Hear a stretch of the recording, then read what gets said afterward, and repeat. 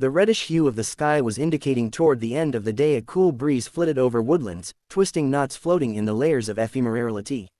With her traces of motions, dust was pinched from the soil, sprigs of leaves brought along.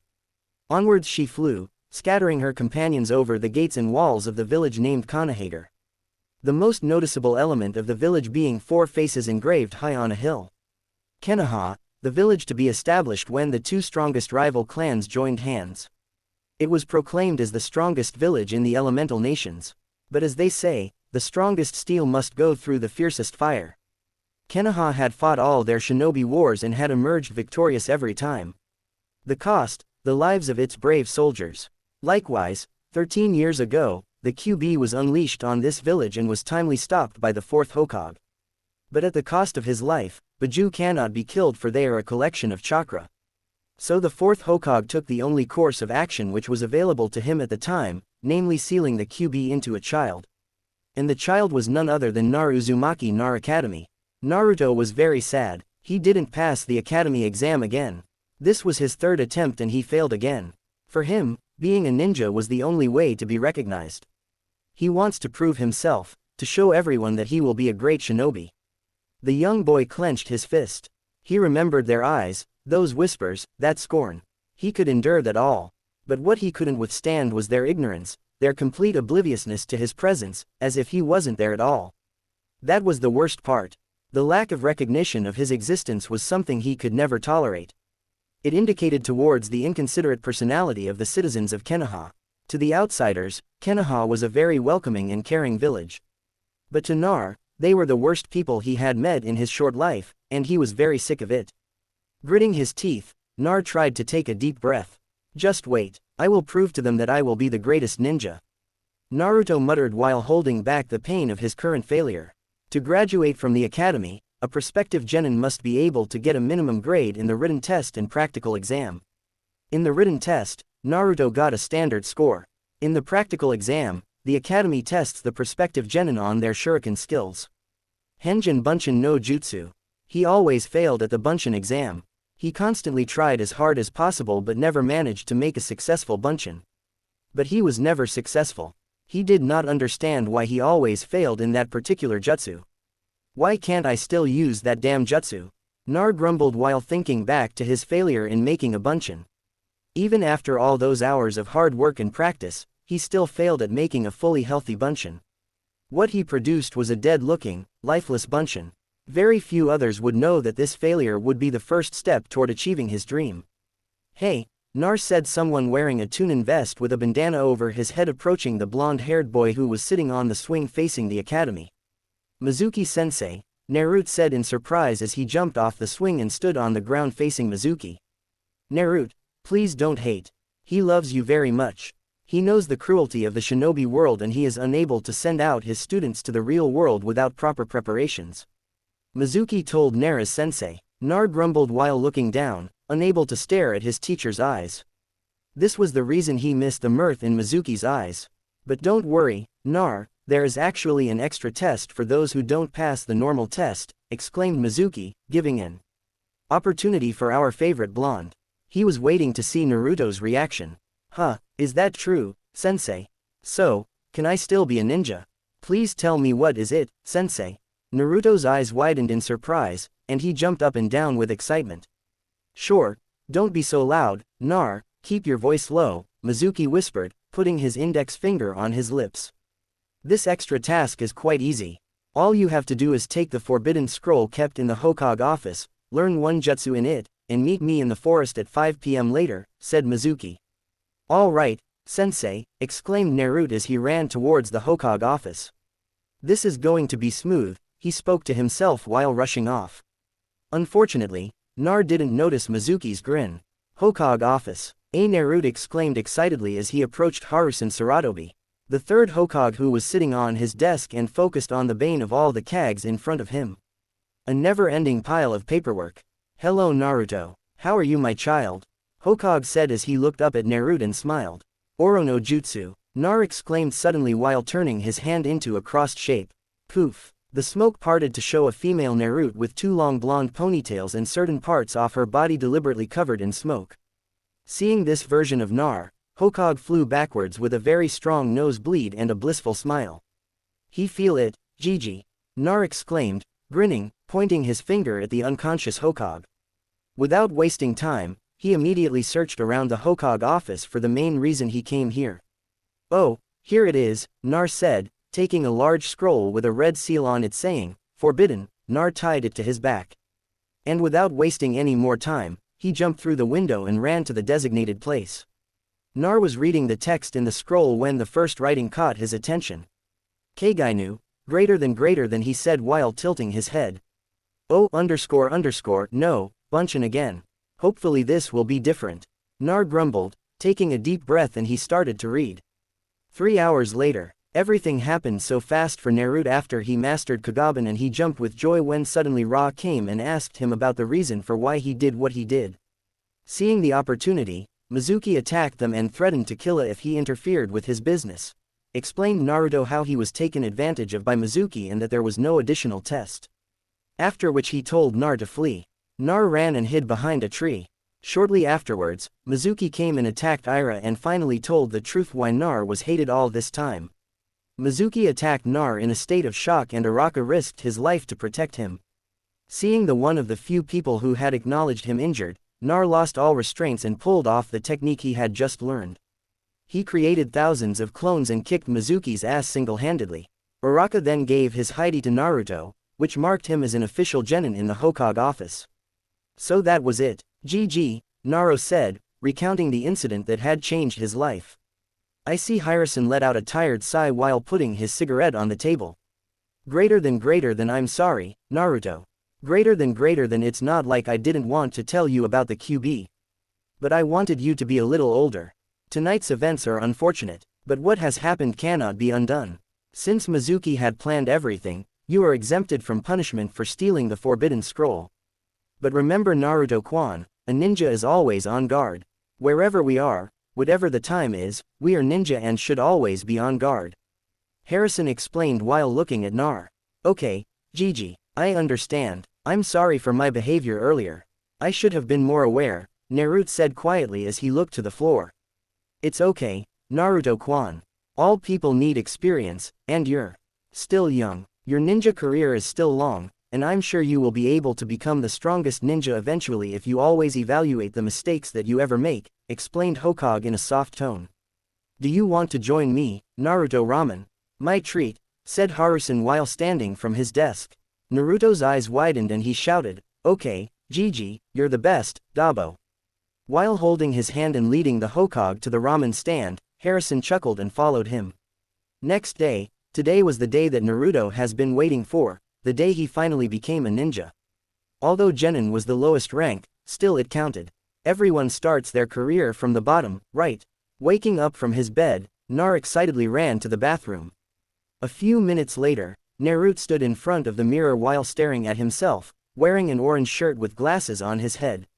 Yosh, good morning world. Naruto Uzumaki, the amazing ninja, is here. After closing the door and locking it, Nar ran towards the academy. The sun had just come up and Konoha was already out of bed. The civilians were beginning their morning rituals, opening up shops and stands.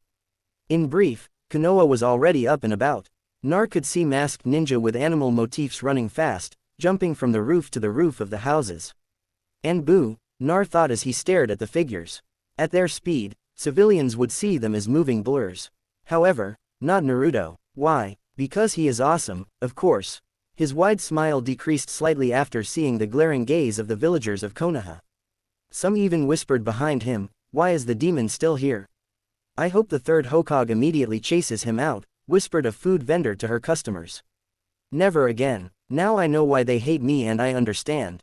Just wait everyone. I will change your views by becoming the strongest ninja ever. Nar murmured while speeding towards the academy. -15 minutes later, Academy Konoha is a hidden village that is not very militaristic, unlike Kimagakure and Dwagakure. This is indicated by the number of ordinary citizens, civilians, which is more than the number of ninja. But that didn't mean Konoha is weak. No, the will of fire concept derived from the first Hokage helped Konoha rise as the winner of the 3 previous shinobi wars. Besides the will of fire, Konoha shinobi were also famous for their teamwork. The Genin team, the U team all used this principle. But the most well-known among them all was the legendary Inoshika Cho team that has been carried down for generations. The academy is a building located at the foot of Mount Hokage. This building is a place where people who register as a ninja are trained and a place where ninjas officially accept their mission. The academy was built during the reign of the second Hokage Senju Tobarama for military purposes. Stepping on his feet, Naruto entered the classroom and saw that he was the only one there. Regardless of this, Naruto entered and sat at the last benches as usual and immediately fell asleep, resting his head on the desk. A few minutes later, "Naruto, wake up," Sensei shouted while throwing a chalk towards Nar. Tuck. Eraser hit its mark. "Yerimiya Sensei," Nar muttered as he slowly looked up from his short nap. "Wake up, Naruto, it's time. Also, I have an announcement to all of you," said Araka, who stood in front of the class filled with young ninja candidates while holding a piece of paper. All the children sat up straight and focused on what Sensei had to say. Even infamous sloth Shikamaru sat up straight and listened. Shikamaru is the heir to the Nar clan, the only child of the clan head and his father Nar Shikaku. He was clad in a green shirt with open mesh and black pants. His hair pulled back like other members of the Nar clan. His brain power far exceeds the average, but also he was as lazy as a sloth, if not more. Okay, kids, congratulations to those of you who passed the academy exam this year. For those of you who did not pass, don't give up. There is still a chance to repeat next year. I am proud of all of you who have become my students. I hope each of you achieve your dreams, said with a proud smile. Nar smiled broadly, as did the other children. Sakura Haruno Enino Yamanaka, the duo of Akiya Sasuke fangirls, also smiled broadly. Choji Akamichi smiled a little while continuing to chew on his chips. "Yosh, we will rock this. Aimu bark," Hiba Inuzuka and his dog Aimu shouted while clenching their fists upwards. Everyone smiled except for one child, Iha Sasuke, who continued to scrutinize the clouds from the window beside him. I think it's impossible for Sasuke to be who he was before. Not after the special treatment given by his brother, thought bitterly as he recalled the dark incident that befell one of the biggest clans in Koha, the Iha clan, a few years ago. Seeing his parents die in front of his own eyes repeatedly would produce such an effect on a child. Furthermore, the killer of his parents was his dear brother. All right, now maintain the decorum of the class while I announce the teams. Team number 1, Naruto closed his eyes, not paying attention to who was announcing the placement of the team until his name was called. Team number 7, Naruto Uzumaki, Iha Sasuke, and Haruno Sakura under the leadership of Yan Kakashi Hideki. Naruto woke up in surprise and glared at Sasuke, who was doing the same direction. Kara feels that Ino Pig, shouted Sakura while dancing triumphantly. Sensei with Sakuran. Okay, but why do I have to be paired with the same team as this duck? But Nar shouted, pointing his index finger accusingly towards Sasuke.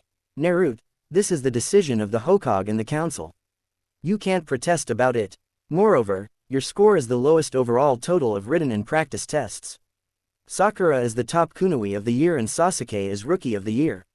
This has become part of tradition for the dead last to be paired with a team. The Rookie of the Year and top Kunoichi explained. All right, Ira-sensei, Naruto said weakly with resigned tone. Let me continue. Team 8, Shino Abaram, Kiba Inuzuka, and Hinata Hyuga under the leadership of Yan Karini Yuhi, because Team 9 is still in rotation last year. Team 10 will be Enino Yamanaka, Nar Shikamaru, and Choji Akamichi. There were moans, protests, toss, and crispy chews. You guys wait here until your John and Sensei arrives. Good luck. Ra then collected the papers and left the classroom. A few minutes later, one by one, the J and Senseis arrived and picked up their Gen and team, leaving only team number 7, who was still waiting in the class. -1 hour later. Arg, where's our Sensei? Did he forget about us or what? Naruto shouted as he ruffled his hair. Maybe he's busy with something, Sakura answered quietly. Sasuke just snorted. The fact is that all members of Team 7 are also annoyed by the behavior of their supposed sensei. I will make him pay. Naruto chuckled. He then closed the door, tied the eraser board with a rope, fastened the eraser board between the top doors, and connected the rope with 2 small black wall paints placed above the door. Even I don't know where he got all those. Nar, don't do that. We'll be yelled at later, exclaimed Sakura angrily. Sasuke just shrugged. Truth to be told, he also wanted his sensei to pay. He just calmed down, Sakura-chan. This is the punishment for being late. How can our sensei be drowning if he is not disciplined? It doesn't make much sense, Nar said, walking back to his seat. -2 hours later. Eric, if he won't come in 5 minutes, I will report it to Gigi. Nar shouted in frustration. Suddenly the door opened and a man wearing a Chunin vest with a mask peeked in through the door. Accidentally he opened the door, which automatically activated the trap. Slurp ** silence *. My first opinion of you all bad. Puff Kakashi said as he disappeared into the smoke. The 3 children laughed strongly as Naruto was head over heels on the floor. Even Sasuke gave a small smile. So are you done? Asked someone from behind them. What? Said the 3 children simultaneously while looking back. Rule number 026. The ninja must always be aware of the conditions around him. Meet me on the roof, said Kakashi before Shanshanongji. Cool. Real ninja is really cool and terrible, thought Naruto, who was walking to the roof while remembering how his sensei suddenly appeared behind them without any of them noticing. On the roof. After all gathered on the roof with Naruto sitting on the right side, Sakura in the middle and Sasuke left. In front of them was their John and Sensei Kakashi. He began to speak. Who made the paint trap? Anime. Sensei. Naruto. Kakashi looked at him for a few seconds, which made the silence more intense. Nar gulped. Kakashi said a good trick, but next time replace the rope with a wire for a faster reaction and do not need to use a board eraser. Just tie the wire to the door handle inside and connect to the paint above. With this, the opponent will not see any wire or paint from outside. Pin drop silence for a few seconds. Then, awesome. That's very good, Sensei. Thank you for the suggestion, Naruto said, smiling broadly. Looks like our sensei isn't that bad. Sakura thought with a small smile. Sasuke said nothing for a few seconds, but then he raised a questioning hand. Sensei, how did you who were hit by a wall paint disappear in a cloud of smoke and suddenly be behind us? The 2 teammates also nodded in agreement. Simple. Me that was hit by the paint was a Kage Bunshin and the jutsu I used as Shanhin. Maybe I'll teach you later, Kakashi said relaxed while reading an orange-covered book titled Ika Ika. All right, my little Janine. Before we start being a team, there are things you should know. Skip the introduction. We will do a Janine test at the training ground number 7 tomorrow at 8 AM. Oh, and don't try to have a breakfast because you'll get puke. Janu Genist, didn't we graduate from the academy? Naruto asked in surprise while looking at his teammates. Whatever Kakashi-sensei says must be true. It means we will face another test. Sakura answered while looking at Sasuke, who said nothing. Anyo guys, do you want to have lunch with me at Ikaraku? Invite Naruto. No, thank you, Nar said Sakura, who was still looking at Sasuke. HN go alone do, answered Sasuke while turning toward the house and putting his hands in his pocket. Sakura followed him. Damn you Sasuke team, Nar shouted. What to do? I still have a few hours until sunset. Maybe I'll go to Ikaraku and practice somewhere later. Nar thought, nodding. He then ran to Ikaraku while shouting. Riemann, I'm coming. A few minutes later at the training ground 7. Naotsu puffs. Hundreds of orange clones suddenly appeared at the training ground, which in fact was only a large grassy area. All right, half of you split up and fight each other. The winner will get it free coupons. This is side A, Naruto, while pointing at the hundreds of clones to his right. This side B, he points to the rest on his left. Ready, start. Original Nar then sat under a tree while watching the clones fighting. Puffs. One clone disperse in a cloud of smoke and Nar suddenly gets a memory that he was hit on the right cheek. What the hell is that? Thought Nar, shocked while holding his right cheek, which incidentally didn't hurt at all. Could it be the memory of the dead clone will return to the original? Nar thought seriously. Unlike what the Koha villagers thought, Nar was not an idiot. He acted like that because he was afraid of what people will do if the demon becomes smart. After all the sabotages he received at the academy, Naruto decided that acting as an idiot was the best course of action for now. Naruto was not a natural genius like Itachi Iha. Neither was he a genius of hard work like Mogai. But he had his own nature, that is unpredictability, which he showed when doing daily prank. How else can a 7-year-old boy avoid the group of A and B Chunin and even Juanin while being pursued after one of his pranks? This jutsu is awesome. I'll be strong in no time, Nar shouted, jumping up and down. Well, we cannot change the fact that Nar is still Narcs. Please review. Note, this is a basic technique that can be used by any shinobi. For this technique, users create one or more after images of themselves to move with them. Unlike most other cloning techniques, this after image has no substance and is thus unable to damage the opponent. Oric no Jutsu Sexy Jutsu Rank E. Naruto Uzumaki created this technique to play with men. The user turns into a beautiful woman with special attention paid to the figure of the woman, breasts, and waist. This jutsu allows the user to make one or more copies of himself. The user's chakra is evenly divided between themselves and their clones. Making one clone gives half of the user's chakra.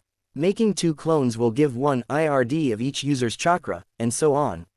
Once scattered, the remaining clone and chakra experience is transferred back to the user X. The next day, at 7 a.m., Naruto was walking to the training ground number 7 where his team was to be tested. While walking, he mused. The memory of each dead clone comes back to the original. I remember I was beaten up repeatedly. It's like the memory of hundreds of people suddenly entered my mind.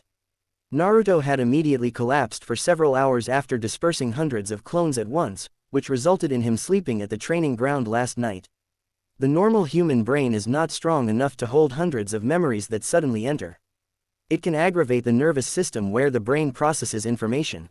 If an overdose of memories came in, like in the case of Naruto, it can cause insanity and even death. Fortunately, he was not normal with the Uzumaki gene. The advantage of being a ninja who has an active chakra system, strengthening his entire body, including nerve cells more immune and stronger than ordinary humans, civilians, as well as having a tailed beast sealed into his guts. After waking up, Naruto realized how his condition gave him advantages over normal shinobis. The blonde, after cleaning up, headed straight to his favorite breakfast spot, Ikyaku. And now, after having his fill, he walked to the designated place. Once there, Naruto met Sakura, who was sitting and looking dreamingly at Sasuke. And as usual, he completely ignored her in favor of brooding. And just as the blonde expected, Kakashi-sensei hadn't arrived yet. Naruto sat under a tree and thought about Kage Bunshin and its effects. -2 hours later, "Yo," Kakashi greeted standing in front of his students after Shanji before them. "You're late," Sakura shouted, pointing her finger at Kakashi. "Yar why, a grandmother needed help, so I helped her. And then a black cat passed by in the middle of my journey, so I had to take a roundabout route to avoid bad luck." Drop silence. Sakura's brows were twitching repeatedly, indicating she was ready to erupt any time. Naruto tried to hold back chuckle, and Sasuke snorted in amusement. But totally ignoring their reactions, Kakashi continued, "Your job is to take these 2 bells, while pulling the bells out of his ninja bag until 12 p.m.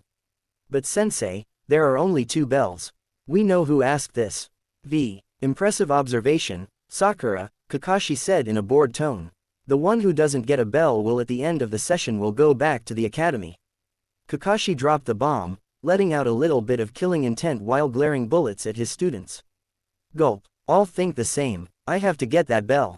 All right, start. Kakashi pressed the timer and placed it on the vertical round wood. With the command given, all his students immediately jumped to find a proper hiding spot in the forest. At least they know it's impossible to fight the Jew indirectly, so they hid, Kakashi thought while opening his favorite orange-covered book and reading casually. Even then, I can clearly feel their presence. In the forest, there are 3 bells. One of us will return to the academy if someone fails to get it. But there is no way the 3 genins who have just come out of the academy will win against the Juin even if we work together. Is there something behind this test? Thought Naruto while hiding behind a tree. I'd better see Sasuke and Sakura. They will know what to do. Naruto ran to gather his teammates. What are you doing here? Sakura whispered to the teammate beside her. Sakuran, I think we should meet up with Sasuke and talk over this test. I have this gut feeling that this best is not what it says. Said seriously. They went on to meet Sasuke. Forget it, do all get the bell alone. I won't fail here, growled Sasuke with clenched teeth. Sasuke team, this is not the right time to be selfish. Do you think we 3 fresh genins from the academy can win against a seasoned Juon? Nearly screamed. No, I think Baka is right. Sasuke Kwan. Every Jonin team always consists of 3 genins and 1 jonin. There is no Jonin team that are less than 4 members in total. I think you have also observed this right, said Sakura while looking at Sasuke. Then this test has another purposes. Silence greeted the gathered young gen and hopefuls for a few minutes while they mulled over this new observation. Teamwork, of course, Sakura said with wide eyes.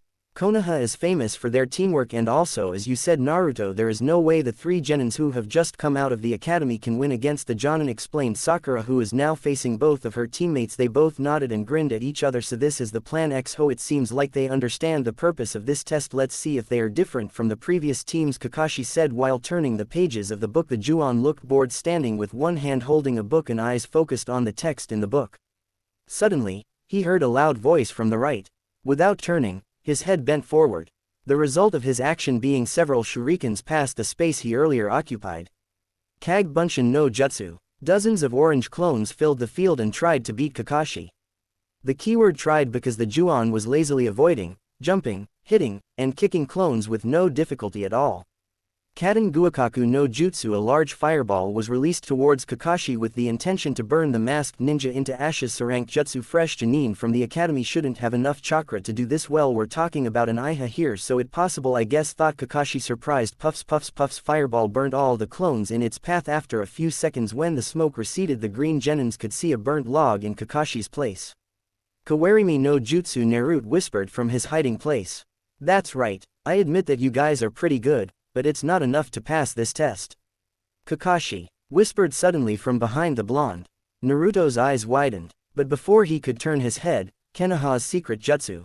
1,000 years of death. Kakashi's hand stuck on Naruto's certain place and made him fly. Shouted the blonde voice, scaring the entirety of Konoha.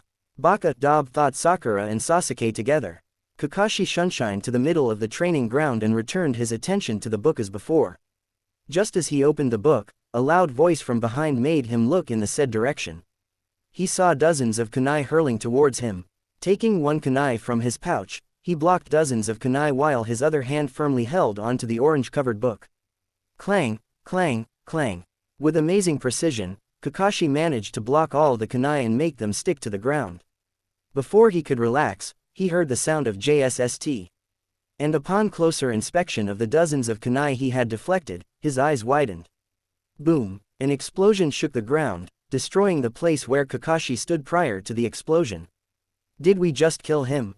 Sasuke and Sakura thought together when suddenly they turned around and had to deflect a kunai with an explosive tag attached. JSST. Oh no, sure dash. Their eyes widened and they immediately jumped into the middle of the training ground.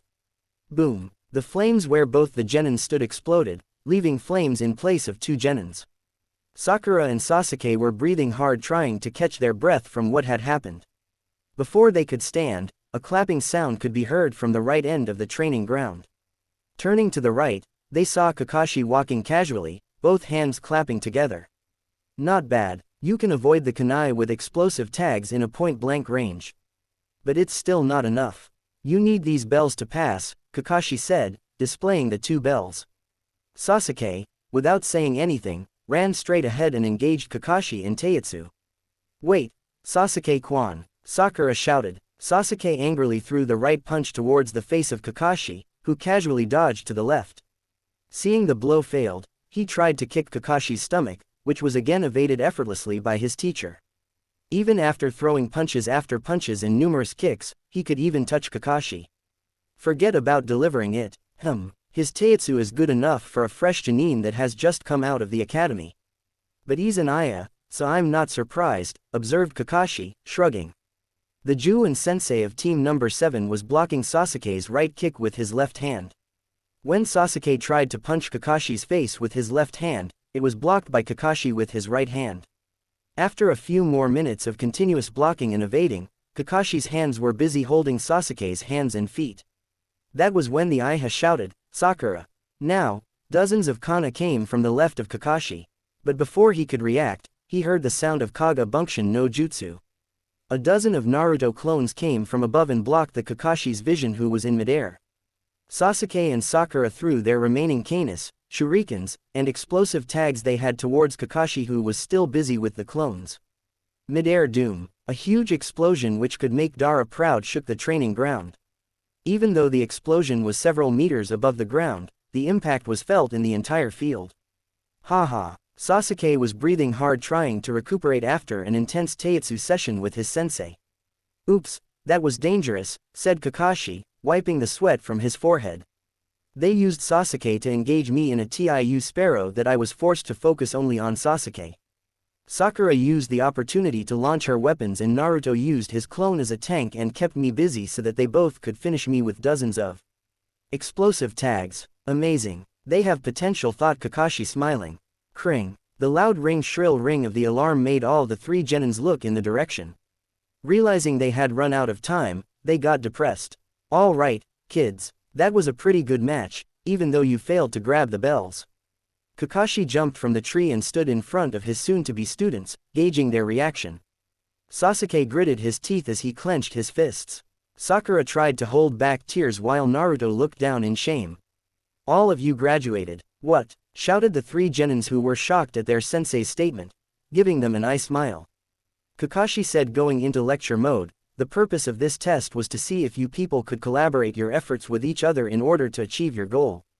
After all, Konoha is famous for its teamwork. Remember, those who break the rules are trash, but those who abandon their friends are worse than trash. Don't forget those words. Silence prevailed in the area while the young genins took in his words. All right, now, my cute little genin, we meet again tomorrow. Same time and the same place. We will start with our official missions. Now, I'll head to the Hokage office now. Any questions? If not, you are dismissed. Sasuke and Sakura shook their heads in denial and both of them took off for their home. Where is Nar? Can I talk to you for a moment? Kakashi-sensei. Nar approached Kakashi.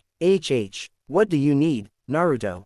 Actually, I have a question, sensei. Does Kage Bunshin have any other function besides making clones that are identical to the user? Kagen-san. Haha. It seems you already realized it, Naruto. After making a lot of clones yesterday and I made them fight with each other, I remember the cause of the clone's death. As if I had died. Kakashi-sensei, is it possible that the memory of the dead clone gets transmitted to the original, namely me? Kakashi only gave an eye smile, making Nar, who was scratching the back of his head, embarrassed. You would have been so proud, Minato-sensei. Kusha-sama. Nar has become the shinobi that you both wanted him to be. He came to a conclusion about the jutsu within a week that most shinobi take years to. Kakashi thought proudly. Remember, Nar Kagen-san no jutsu is not called B-rankjutsu for no reason. Sudden memory input from a disappeared Bunshin will make the original experience situations like sudden shocks.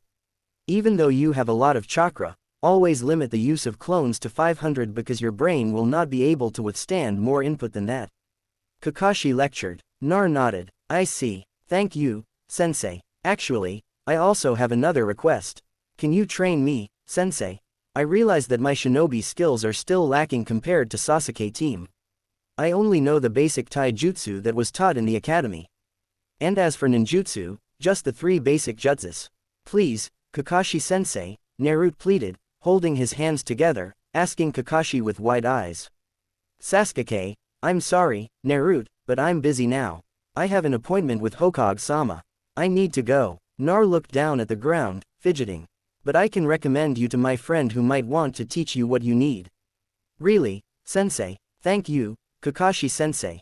You are the best teacher. Naruto looked up in surprise and cried in happiness. Sure. Waving his hand, Kakashi handed a piece of paper to his student. Give it to my friend and he will know what he needs to do. Who is he and where can I find him? Sensei, Naruto asked, accepting the paper from Kakashi. Shinobi Protocol number 089. Shinobi must be able to find information according to the circumstances, said Kakashi, raising his finger professor style. Okay, Kakashi-sensei, Nar grumbled. All right, see you. Kakashi disappeared. The Vashons. In the training ground number 9. Yosh, let your flames of youth burn brightly, my genins, shouted a man in a jin vest. This person had a tall and well-muscled body. He was fair-skinned with a strong jawline, a somewhat large nose, and black hair. His most noticeable feature being his shiny bull-style haircut, and thick eyebrows. He wore a green jumpsuit, orange striped leg warmers, and the standard koha. His red forehead protector was tied around his waist like a belt. He was none other than Mogai, the most famous taijutsu expert of Koha. Sensei, can we take a short break? Asked a young kunoichi who had her black hair tied into 2 Chinese-style buns. She had dark brown eyes with short fringe bangs framing her face. This is what Nar witnessed when he came to training ground number 9 after asking people around with the hench to be someone else, of course. Who would want to show the way to the demon brat? Nar thought bitterly. Dispersing his dark thoughts, Naruto walked towards the tallest person around who looked like a Jonin and asked, are you someone named Guy? Guy paused and looked at the place where the sound came from. Just as Naruto blinked, Guy was in front of him. Yosh, what can I do to help you, young man? Guy shouted, giving a very strong reason for Nar to cover his ears. Whoa, he is very fast. Naruto thought in surprise. Onyogan, I was told by my sensei to give you this. The QB Jinuriki said, handing over the paper from Kakashi. Guy took it with a unique grace and read it for a moment. After a few seconds, his eyebrows twitched and he smiled broadly. Yosh, my rival has asked me to help him with training his students. This proves I am better than you, my rival. Guy shouted to no one in particular. The sudden outburst shocked Nar, who fell on his ass. Is this really the person who will train me? Nar thought, sweating in anticipation. So, what is your name, young boy? Guy asked in a normal tone this time. After grabbing Guy's hand, Nar helped himself to get up, dusted the dirt off his body, and answered, Uzumuaki Nar. All right, young Naruto. To start, can you show me your taijutsu style? Nar then did a kata that had been drilled into his head for a long time in the academy. Blow, kick, run, jump, all done exactly how the instructors in the academy asked him to. What the hell is with this style? This failure is even worse than Lee, said a boy of Naruto's age with long hair and pale eyes. He was wearing bandages on his hand and his legs. He came and stood beside Guy. Nar, who was doing his kata, heard his comment and felt insulted. He stopped immediately, shouted, pointing at him with his index finger. Hey, this is my style, Databo. Who the heck are you to criticize me? His name is Huganiji. Pardon him for inconsiderate behavior. By the way, I am Rock Lee. Nice to meet you. Naruto-kun, said the boy who was wearing tight green spandex with thick eyebrows and bowl-cut hair, bowing towards Nar. He had also appeared beside Niji. God, are there two of them? He's like a mini Guy. Nar thought in disbelief. Since both of my teammates have introduced themselves to you, it makes sense for me to do the same. I'm Ten. A pleasure to make your acquaintance, said the girl now known as Tenten with two panda buns he had observed earlier. Hello Ten, Nar replied, waving at her. She's the only normal person in this team. Nar thought, sweat dropping. Guy then walked towards Nar after observing his style for enough information. Forgive Niji, Naruto-kwan. He has a personal problem. Niji snorts, although his words were too harsh. Forgive me, but he is right. Your taijutsu style has many loopholes that can be exploited easily by your enemy. It's as if your teacher intentionally taught this style to you. Guy said seriously. Of course, like all the Juon in the village, Guy already knew who this child was, the human sacrifice or the Ginriki containing the Kyuubi in his guts. This knowledge was not a taboo for ninja in the superior ranks. How dare the teachers teach him a damaged version of the standard academic style, mused Guy, looking at Naruto, who was looking down. Feeling a hand on his shoulder, Naruto looked up. But don't worry, Imui won't let your youth spirit get damaged, Guy shouted, showing his sparkling teeth and giving Nar a thumbs up. Guy-sensei, Nar muttered softly while looking at the other members of team number 9. Rock Lee copied his sensei, giving Naruto the same nice guy pose. Tenten smiled slightly while Niji only looked away and snorted.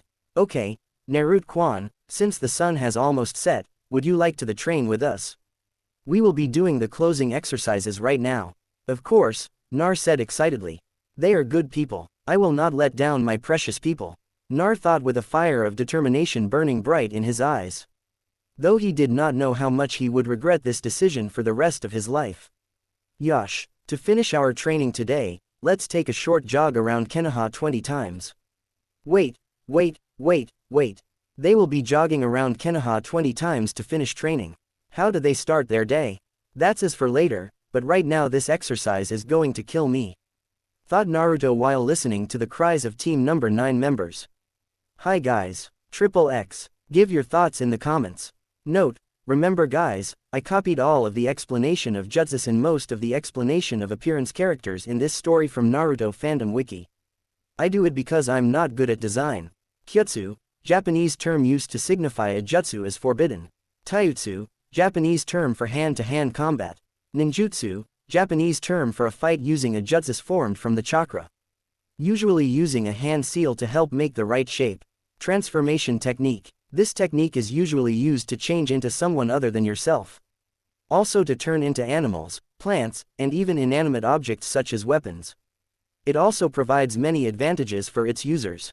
The transformation from a skilled shinobi will be exactly like the original form. Koha's secret jutsu 1000 years of pain rank. The user tightly clasps their hands together and extends their middle and index fingers resembling the tiger seal. Using the full weight of their body, the user thrusts these four fingers between the target's buttocks. Despite the technique's dramatic name, it is not actually harmful. The pain is fairly extreme, however. So much so that when Kakashi Hideki uses it on Uzumaki Naruto comically leaps into the air. Katen Gukaku no Jutsu Fire Release. Great Fireball Technique. Rank C. A technique in which chakra is processed in the body to be turned into fire and expelled from the mouth, usually in the form of a large fireball. Kawarimi no Jutsu Body Replacement Technique. Rank E. With this technique, users can replace their own bodies with several other objects, generally with wooden blocks when there is a ground attack. Have a good day. Flashback on. After training with Guy's team, Naruto stayed back till late night to complete his laps while the others had gone home after completing their share of laps. Nar had just reached about 3/4 of the way. I cannot believe how weak I am. Even the 10N girl is stronger than me. Naruto mused. After finishing his training, he wanted to go home. But as luck, or as some people call it, fate would have it. He ran into 10.10N, "What are you doing here?" Nar asked, somewhat surprised. "Hey Nar, actually I want to ask something. Are you interested in shopping?" Invited 10 while looking expectantly at Nar. Sure, but I have never done it before." Nar was not allowed to speak more because 10N was already dragging him by his right hand. "Shoo, shut up Nar. I am going to redo your whole wardrobe. I can't have a friend running around as a fashion disaster. Do you know how painful your bright orange clothes are to everyone's eyes? What kind of ninja wears brilliant colored clothes? You need to be subtler. By the way, what else do you have at home? I mean, you have something other than this monstrosity to wear, right?" Tenant almost growled while continuing to drag Nar. "Hee, I'm sorry, but these are the only clothes I can afford," replied an embarrassed Naruto, rubbing his hair with his free hand. "The only clothes he can afford?" Tenten was surprised. "I have no idea what happened to you, Nar. Nevertheless, as a friend, I wouldn't force you to tell me if you are not ready yet. But I also cannot in any moral sense let you continue the way you have been living. These clothes can get you killed in a real mission," answered Ten, trying to clear the air. But nearing the end, she could not help herself but show concern about her only friend who wasn't a weirdo. Sure, Naruto gave her the thumbs-up pose, but inside he was thinking about what would happen once they reach their destination. "I hope she isn't thrown out of wherever she is talking. They won't think of me as a QB. Here we are," Tenon exclaimed. Naruto couldn't help but stare in awe at the store. In front of them was a weapon shop with a golden dragon's pattern on the roof with various pictures of shuriken and kana on each side. The top said, "The Dragon's Leaf Weapon." "Wow," Naruto exclaimed as he looked at the store in front of him. "Isn't this amazing? Hee, let's go in," Tenten said while dragging Naruto again involuntarily this time. Flashback off. It turned out that the Dragon's Leaf Weapon shop was owned by Tenten and her father. They offered the blonde various offers as they did to any other ordinary Koha ninja. Of course, Toei Tenten's father knew about the blonde's condition, but he didn't judge Naruto based on rumors.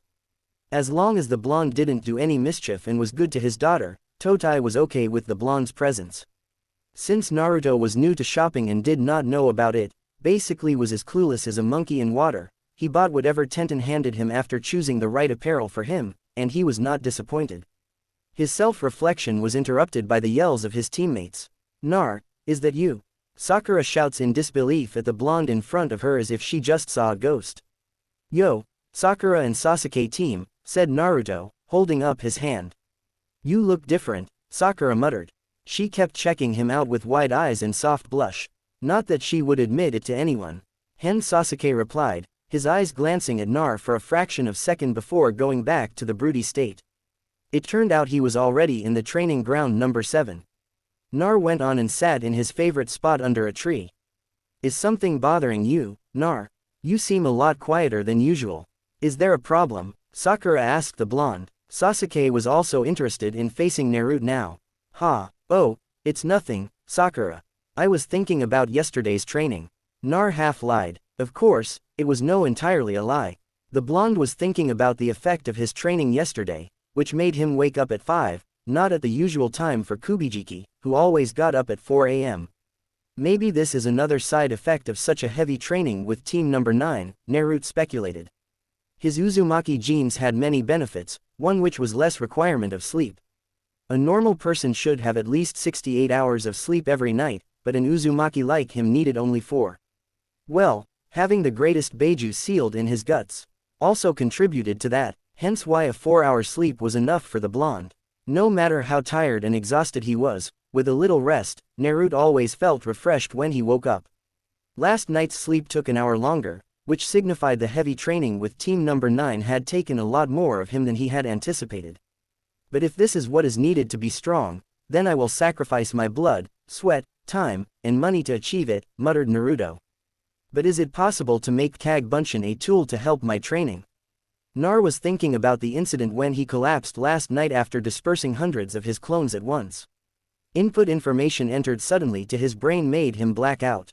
But what if the incoming information was not all at once, but little by little? Naruto's eyes widened and he jumped in excitement, shouting, I found the answer, Dadabo. Huh, answer to what exactly, Nar? Sakura asked, seeing Nar suddenly jump and shout out to no one in particular. Nar isn't too bad after all, Sakura thought after everything he did at the academy. Started a riot, ranked everyone, and even asked her out on a date. The current Naruto was not who Sakura knew from the academy. Of course, ever since Naruto stopped asking her out, made the pink-haired girl hurt. Her confidence level had started to dwindle, but I guess he had started to change. Sakura amused. Nar realized that he had shouted out loud instead of speaking to himself. Scratching the back of his head, he said, oh, it's okay, hey. I just realized something. Hen Sasuke said do has changed thought Sasuke looking at Naruto who back to thinking about whatever he was. He's not like the Naruto we knew in the academy. -1 hour later Kakashi appeared greeting his students. This time no one shouted at Kakashi for his tardiness. Well, I had prepared a good story today. Kakashi thought with a sweat drop. Okay, my cute little genin. Starting today, we are officially instated as Team Number 7. We will assemble here every day, same time. In the mornings, we are going to accept missions and try to finish them by noon. Then we will take a short break for lunch, after which we will take missions. Are there any questions before we go to the Hokage office to get our first mission? Kakashi asked wearily. No sensei. All right, let's get started. And Team Number 7 was off to save the world. -10 minutes later, Hokage office. Saratobi Harrison could be seen sitting behind his desk with both hands holding some papers. The professor looked tired. He was busy signing papers. From the tired look in his eyes, it was quite imperative that he was cursing this go-damned pile of paperwork. Oh, how the mighty had fallen. God of Shinobi, the professor, a war veteran of the First, Second, and Third Great Shinobi War, a student of the legendary Senju Hashirama, and his younger brother, Sinu Tobarama, the third Hokage of Konoha, the teacher of the Great Sannin. Despite being hailed in the world by these monikers, he was defeated by the bane of all Kage paperwork. As an old man who sat for hours in the office evaluating paper after paper, starting from mission reports, village finances in and out, development requests, and so forth, Harrison's life had come to a standstill. All the adventures he had in life were a stark reminder of how life changes with time. Tuck tuck tuck. A rap knock at the door brought the old Hokage out of his musings. Enter. The door cracked open and he saw Team Number 7 enter. Hokage smiled seeing Nar. Finally, he looks like a real shinobi. Hokage thought as he saw Naruto's new outfit. Hokage-sama, Team Number 7 reporting for a mission, said Kakashi with his students beside him. Ah, Team Number 7, here is a list of missions for you. Clean Anuka's kennels. Paint the walls of Mamurisen. Oh, and it seems Tora has escaped again. Hokage said going through the papers in his hand. He saw the reactions of the Chunin in front of him and could not help laughing. This never got old. Sasuke, Sakura, and Naruto gawked in surprise. What is with these missions, Gigi? Nar shouted, pointing to the Hokage. Shun Naruto address Hokage-sama the proper respect for the position. Exclaimed Sakura. Even though I agree, I don't mean to disrespect you, Hokage-sama. But what kind of missions are these? We shinobi are going to do civilian chores. Shinobi career begin with the rank of Genin and Genin need to do dank missions which involves work in the village so that you don't need to leave the village and the potential risk of encountering shinobi from other villages is minimal, explained Kakashi with a bored expression. The Hokage nodded in agreement and asked, so Kakashi, which mission do you prefer to undertake? We would like to accept the mission from Mamori-san that is painting the walls. Hokage-sama, Kakashi said while looking at his students who had a look of defeat on their faces. Moririzen's house. Using Kage Bunshin to speed up the work done. Impressive. Naruto. You already know it, thought Kakashi, who was casually sitting on one of the walls watching over his students doing their share of work. Dozens of blonde teenagers wearing the same gray t-shirt could be seen painting. Some were painting the right part of the wall, some left. A few were hanging upside down and painting the upper parts of the wall while the rest covered the untouched areas. Kakashi turned slightly to glance at his other two students. Sasuke and Sakura doing the same thing at a slower rate. -10 minutes later. Finally, it's finished. Naruto sighed in relief as he looked over the entire building, which was coated in fresh paint. One by one, the clones began to disappear with puffs of smoke. Puff, puff, puff. Good job, Naruto, Kakashi said, jumping from the wall and gave Nar a smile. He looked to the right to see Sasuke and Sakura clad with sweat, their clothes clinging to their bodies. He then turned back to Naruto, who was busy marveling at his work, scratching his head, and he doesn't even look tired. In addition to that, he already understands the real reason Taju Kagen Shinjutsu isn't Kinjutsu. Minato-sensei, your Sony's going to become a nightmare for others. I hope I don't get into his bad side, thought Kakashi with a single drop of sweat rolling down his spine. Nar, I reckon you already know that Kagaban can be used to speed up training, but I would suggest you to not depend on that jutsu too much. As your teacher, I'll give you tips. To avoid a mass input of information, you need to learn to meditate, said Kakashi, holding up his index finger. Nar grinned as his sensei praised him, but then he scratched his head in confusion. Wait, meditation, what is that and how should I do it? Kakashi-sensei, meditation is literally means to unite with nature in a sense that you must be able to calm your mind and body to a completely relaxed state. The position of the body when meditating is the lotus position. This position will help keep you stay focused. Monks living in monasteries and temples do it, Kakashi explained to the young boy. Naruto nodded his head in understanding and thanked his sensei for the advice he gave. Oh, and Kakashi-sensei, when I was in Mama-san's warehouse bringing out the paint, I found the scroll lying in the corner of the warehouse earlier, Naruto said suddenly while holding a huge dusty scroll which was as big as the forbidden scroll filled with tears of time. Kakashi, who was equally surprised with this sudden development, took it with raised eyebrows. Scroll of this size. Let me see it. As Kakashi unrolled it, his eyebrows raised even further. As you can see, sensei, the scroll is empty, said Naruto, looking at Kakashi, who was glaring daggers at the scroll as if by doing that the scroll would reveal its contents. When you held it for the first time, this scroll glowed. Right, Kakashi asked, seeing Naruto nod his head in agreement. Kakashi went back to racking his brains about where had he seen that sign before. Fu-in Jutsu. Nar heard Kakashi's murmur. Nar, dab your blood on the scroll and let's see what will happen. Nar, without giving it much thought, did so. He believed his sensei would never ask something irrational. He pulled out a kunai and sliced the tip of his thumb. He then took the scroll from Kakashi. Unrolling it with his left hand, Nar swiped his bleeding thumb in the scroll. The scroll glowed for a while and then blood increased in amount and started forming letters. Within seconds, the contents of the scroll became visible for him to read. What is this? Nar muttered as he began to read the text, which was slowly becoming clearer. Greetings, my brother. I am Kaiza, the 19th leader of Uzuaker. The fact that you are reading the scroll means I am already dead, as are most of our clansmen. We were currently engaged in war against the 3 major hidden villages and this our last stand. All our clansmen are engaged to defend Zushio. Now you would ask, how did it come to this? Well, you must know what our clan was famous for. Fujutsu. The 3 major hidden villages, Iwa, Kumo, and Kiri, decided to destroy us because they feared the power of Fujutsu. We had received the information beforehand that we were going to be attacked. But we had not fathomed they would be coming in such huge numbers.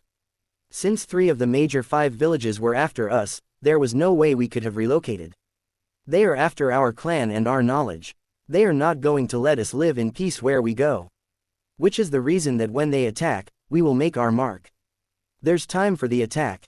That is why I personally have amassed all our Fu and Jutsu knowledge and our legacy.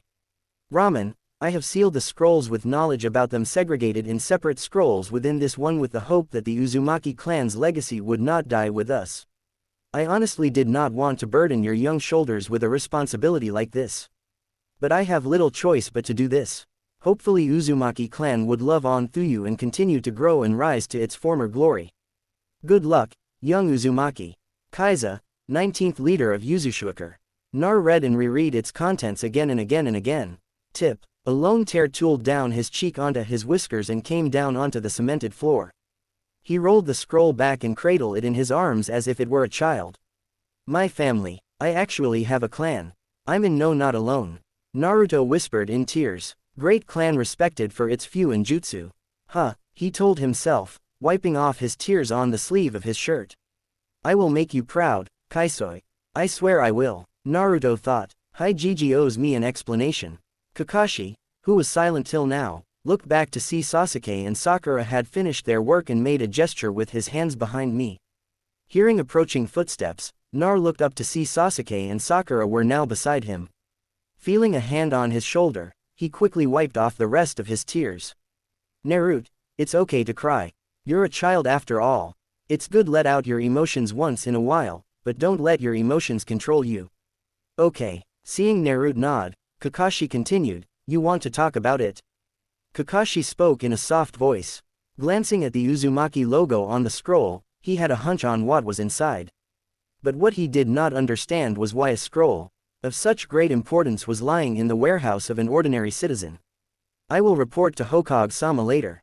This needs to be looked into, thought Kakashi, looking at Naruto, who had stopped his tears. This is an important scroll that left by my clan before they were destroyed. Seeing Sasuke and Sakura's curious gaze, Naruto explained in a low voice. Dob, I know what it's like to be the last member of clan. Make them proud, would you?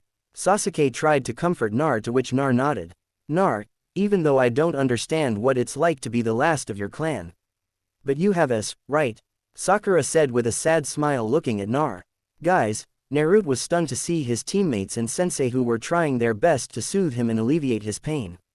For the first time after he had become the Ginriki of the most hateful Biju, the QB, he had finally found people who were able to understand his feelings.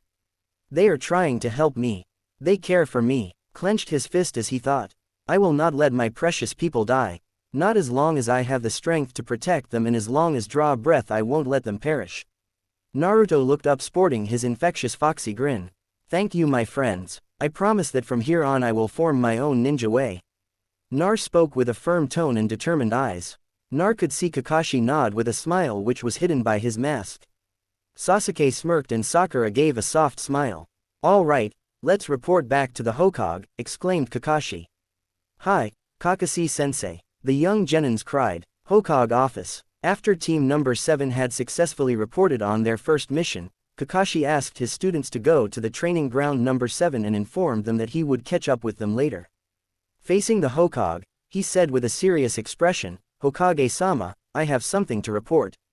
Seeing Hokage's sign go on, Kakashi took a deep breath. When Naruto was bringing some paints that would be used in the mission in Mamori-san's warehouse, he found a dusty scroll filled with small incisions. It was as large as the forbidden scroll lying in the corner of the warehouse.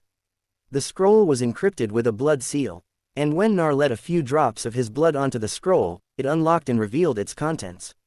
Nar read it, and now he knows about his mother's clan.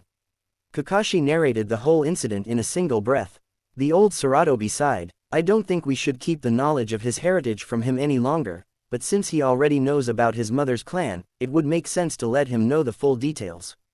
Kakashi nodded in agreement. Nar is maturing at an incredible rate, at least enough to know the truth. He's developing, Kakashi continued. By the way, Hokage-sama, how can the secret scroll of the Uzumaki clan of such importance end up in an ordinary citizen's warehouse? To be honest, I also don't know Kakashi. I will have A and BU investigate it. Is there anything else you need? No, Hokage-sama, thank you. Kakashi bowed and walked out of the Hokage office. XXX. Yosh. Naruto now knows about his clan. He now has the knowledge that made the Uzumakis feared. What will happen next? For those who are wondering about a very fast tempo, sorry, but this is the beginning, and to be honest, I am too lazy to write with details in the series that we have already know. Later, there will be details in certain scenes.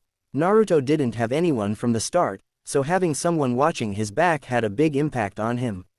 Oh, sorry, because I'm not very good at clothing design. The point is, he now looks like a true shinobi, sneaky and dangerous.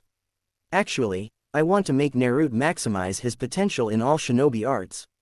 In the anime manga, it was mentioned that the Uzumaki clan was the greatest with Fu and Jutsu, but we could see them throughout the series. Nar never even learned or knew about the hidden power of his clan. For the first time, Naruto trained very hard. Of course, the first day would make his body still felt shocked.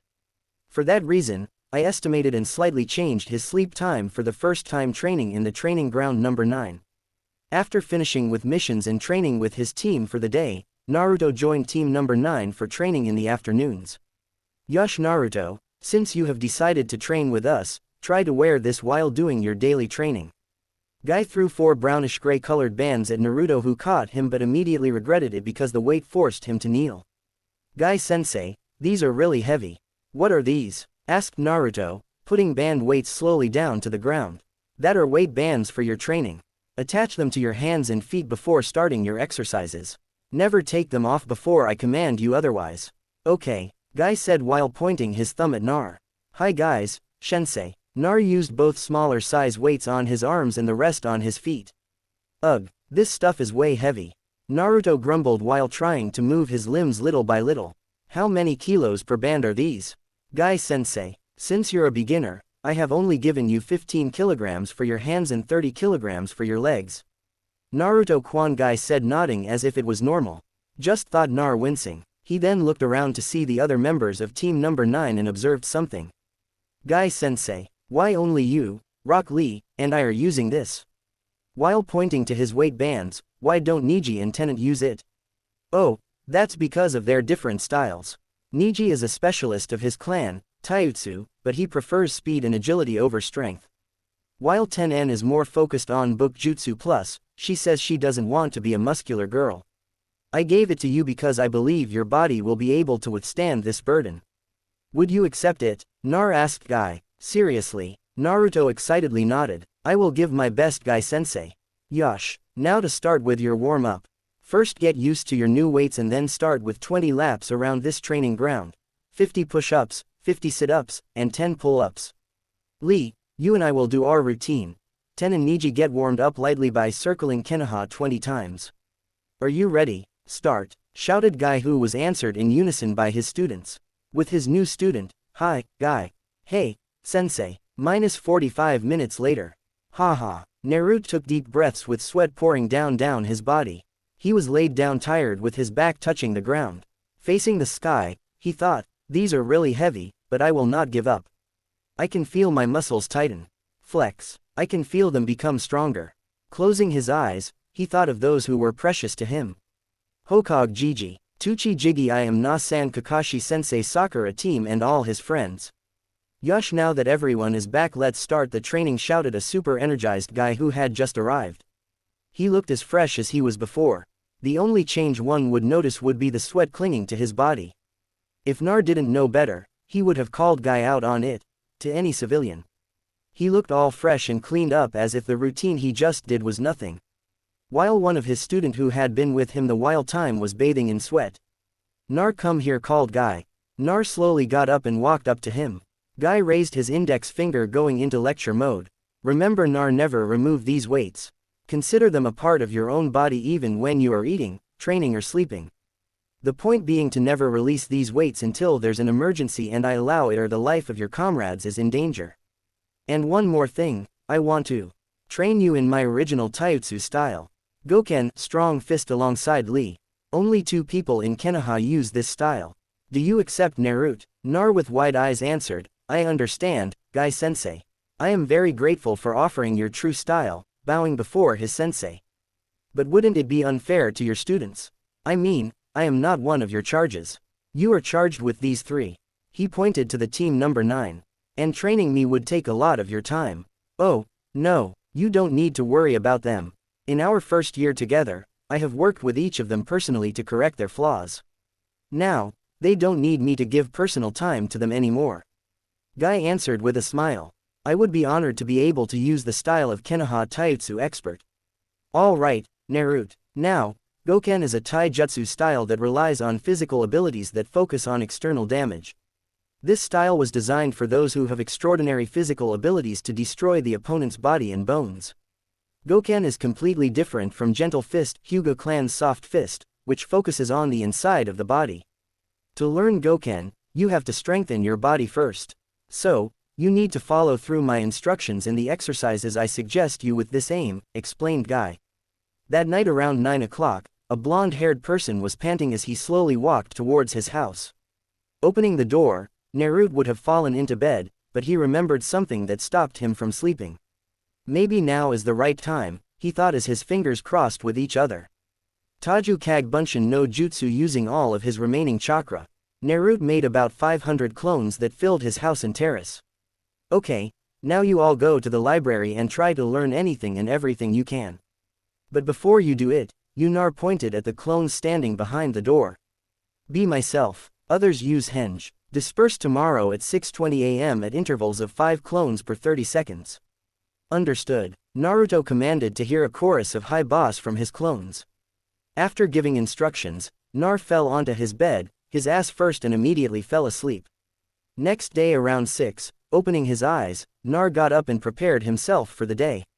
After bathing and dressing, he meditated on the bed to sort the memories and information that were due from the clones. He had ordered the night before to go to the library. Closing his eyes and concentrating, the first memory that hit him was of how the librarian had not allowed him to get in. Then the memories of the other clones came in. Knowledge on what chakra was. Chakra theory, chakra control for beginners I, chakra control for beginners 2, strategy and analysis with shogi, nature manipulation theory, shape manipulation theory, ninjutsu theory, genjutsu theory, buki jutsu theory, fu and jutsu basics. What is Kakei Genkai medicinal jutsu theory and kenjutsu forms and theories? An hour later, Naruto opened his eyes. Standing up from the lotus position, he took a deep breath. Sugoi, amazing, Nar whispered in amazement. It seems my guess was right. Having the clones disperse at intervals can ease the headaches I receive, and meditating helps me manage the information easily. Salutes to Kakashi-sensei and the person who made the Kaga Bunshin no Jutsu, thought Nar gratefully. What Naruto didn't know was somewhere a tall man with spiky white hair and a fold of iron hide ate over his forehead and cheeks suddenly sneezed. URG, someone is talking about me. Dead people can sneeze. The author also doesn't know. The next day in the afternoon, after finishing the usual routine of missions and training with Team Number 7 in the mornings and doing individual training with Team Number 9 in afternoons, Naruto was walking to the Hokage office with a small smile on his face, ignoring the villagers' whispers and unpleasant looks without knocking on the door. Nar barged in. Hello, Gigi. The third Hokage looked up from his desk and smiled at the one who was coming. Hi, Naruto-kwan, how can I help you? Naruto scratched the back of his head and said, actually, Gigi, is there a ninja in this village who can teach me the elemental manipulation of wind and the art of kenjutsu? Hearing the blonde's question, Harusen's body posture suddenly shifted from relaxed to a straight back posture.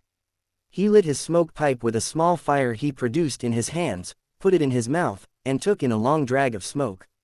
Hesting request, Nar, is Kakashi not enough to be your teacher? Naruto shook his hands in front in a panic.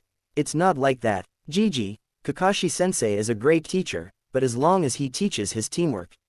I want to improve the rest of my shinobi skills. So, with Kakashi-sensei, who has the element of fire and lightning, I have to find a teacher who can teach me the rest. Heron stared at Naruto's face for a few seconds and then adopted the thinking pose as he thought. He then said, it is very optimistic of you, Naruto, to learn elemental manipulation at such a young age. You know that this will be taught when you make Chunin, right? Well, I don't see a problem with that. Regarding your request, I am sure my son Asuma will be happy to teach you. Harrison snapped his fingers and a shinobi mask with a long purple hair and a katana tied to the waist suddenly appeared in front of him. Judging from her body figure, she was a woman. Nico, from today you have a long-term mission to train young Nar here. Understand? Harrison said while pointing his finger at Nar. Hi, Hokage-sama, answered the purple-haired masked woman firmly. Gigi, I also want to ask permission to study the Genin scrolls in the library. You know they don't let demons read in there, Naruto said quietly face down. Harusan sighed sadly. Taking a piece of paper and ink, he wrote something. After finishing, he gave it to Nar. Nar accepted and read it for a moment. His eyes had almost popped out of his eye socket in shock. Facing the one he considered grandfather, Nar asked with wide eyes, permission for Juon scrolls, too. Harusan nodded to confirm his statement. You deserve it, Nar. Remember not to abuse it. I trust you, Harrison said seriously to his surrogate grandchild. Thank you very much, Gigi. Nar exclaimed, smiling broadly. Husan waved his hand, dismissing Nar. You are even more than worthy to get at Naruto after all the burdens you've carried and all you have done for this village, thought Husan sadly, looking at the fourth Hokage's portrait on the office wall. Minato, I won't let your sacrifice go to waste. Turning his chair back to table, Harusan couldn't help but go back to thinking about what Nar was asking for today. I never thought you already understood about elemental jutsus and kenjutsu. You never cease to amaze me, Naruto. At night, Naruto, after having decided that I would begin my training with her from tomorrow, Nikiko-sensei and I parted ways. I will start training with her along with initiating my search for Asuma-sensei tomorrow. Well, that's my plan for tomorrow, I thought as I hobbled towards my house. I cringed at the reason for the way I was running right now. It turned out that Guy-sensei had decided to add to my already heavy weights on the second day itself. He said that I was too quick to adapt and regenerate from the hellish training they were making me undergo. He was completely astonished because even the hard-working genius Lee needed at least 3 days before raising his weight levels so as not to damage his bones, muscles, and growth. Guy-sensei also ordered me to eat vegetables every day, and limit my intake of the food of God's ramen to once in a week. Even though I'm crying just thinking about it, but I also understand it is for my own good. Q.B. I thank you once again. I thought curtly. Well, after containing a mountain-sized monster and being treated like one of its kind isn't all bad, right? I now carry a load of 20 kilograms per arm and 40 kilograms per leg. It turns out that to gain and lose weight is not as easy as releasing it right away. I remember when Guy-sensei put on a ram sign and suddenly the black lines on my deck flashed. When I try to move it feels like swimming in thick mud. The answer turns out seal. This colored stroke turned out to be very flexible and amazing. They say that Fu and Jutsu's master can make seals in every circumstance and for every situation. Maybe I'll try to learn it sometime. For now, the chakra control, taijutsu, ninjutsu, and kenjutsu are a handful for me, I thought while remembering the load of information that I had received last night. End POV. Closing the door, Naruto stood beside his bed and did the same thing as before, created hundreds of Kage Bunshins. This time he divided them into 4 equal groups. The first platoon was to learn about every shinobi art in the library, be it theory, stance, strategy, etc. But this time he did not order them to henge being other people because he had obtained permission from the third Hokage, even to the extent that only the Juins were allowed to enter. Remembering that Naruto grinned, he hoped you won't regret it later. He thought with a chuckle. As for the second platoon, Naruto instructed them to learn chakra control by sticking and turning the leaves on their forehead as much as possible while the third platoon was learning to use chakra to climb up the tree and then finally starting with water walking. Why was he only focusing on chakra control when there were the elemental and other techniques left to learn? The answer was simple. Having a huge mass of chakra sealed in his guts, added with that the Uzumaki genes that already made him loaded with chakra. He was not very good in controlling his chakra. He usually let it run wild. That ended now. Even though he had near infinite source of chakra, he still needed to be judicious in its use. He couldn't afford to be exhausted after pulling out 5 jutsus just because he didn't have the chakra control required. This was one of the many reasons why he couldn't perform the academic version of Bunshin no Jutsu. Having chakra of the size of a blue whale and being told to use an ant's size was impossible without proper chakra control. Naruto had decided to increase his chakra control to be more efficient in each output. Satisfied with himself, Nar fell on his ass, deep asleep. The next day, after going through his morning routine, Nar immediately got into the lotus pose to meditate to get ready to receive mass input of information. An hour later, we can see the blonde slowly opening his eyes as he muttered, that is a lot of Dadao information. Trying to sum it all up, Naruto thought to himself, I have mastered the leaf chakra control exercise while the tree walking is still progressing as much as 25% and the water one is at about 3%. Well, as I expected, I cannot continue to the next stage before mastering the tree walking first. Naruto thought, touching his chin while remembering that the technique of walking on water is an intermediate control chakra exercise. Let's see how much I learned last night. I found 5 scrolls of the wind element, 5 scrolls of the fire element, 5 scrolls of the water element, 5 scrolls of the lightning element, and 5 scrolls of the earth element. Chakra Manipulation of Nature and Form by Harrison Saratobi. Chakra Control Intermediate Advanced Chakra. Control and Medical Ninja Bisunade Senju, Kenjutsu Advanced, Taijutsu Advanced, Genjutsu Advanced, and Fujutsu by Minato name. Finally, what Naruto was looking for was in the Jonin section, and he had got it. Fu and Jutsu turned out to be very rare. I was lucky to get the chance to read the book, he thought happily. After processing all the information he got along with the results of his training last night, Naruto left his house. Before he walked towards Team Number 7's training ground, the blonde carried out crossed hand seals puffs. Suddenly, there are 4 clones that appear beside the manufacturer. Well, even though I intend to only make 2 clones, but this is proof that my control chakra is improved compared to before, Naruto muttered. Pointing at the first 2 clones, he grinned and punched them goodbye, and the puffs of the 2 clones were immediately forced to disperse. The rest of the 2 clones gulped their fear. You're the first visit, Asuma-sensei pointed Nar to the first clone. While you train with Nico-sensei, understand? Hi, boss. A few hours later, after doing another deer rank mission, this time helping the grandmother who shifted to a new house to move all her furniture to her new home, Naruto returned to the training ground of Team Number 7 and his team. Okay, my little genin, for the second day at noon today. We will not do another D rank mission. Today, I want to know your individual strengths so that we can form a team as their respective duties. The first match will be Sakura versus Naruto and the winner will be against Sasuke. There is no clash that can maim permanently. Seeing the 3 genin nod and prepare, Kakashi beckoned, starting. Sakura first made a move. She created 2 bunchins who immediately ran to the blonde in zigzag while holding a kunai.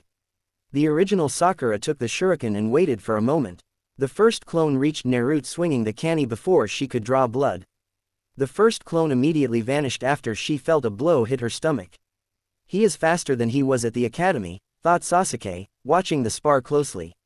Sensing danger from behind, Nar leaned forward and immediately entered the push-up position and made a backward leap with both hands as a pedestal that struck the clone's head, automatically eliminating it. The original Sakura was briefly surprised by how easily the clones were defeated before bracing herself.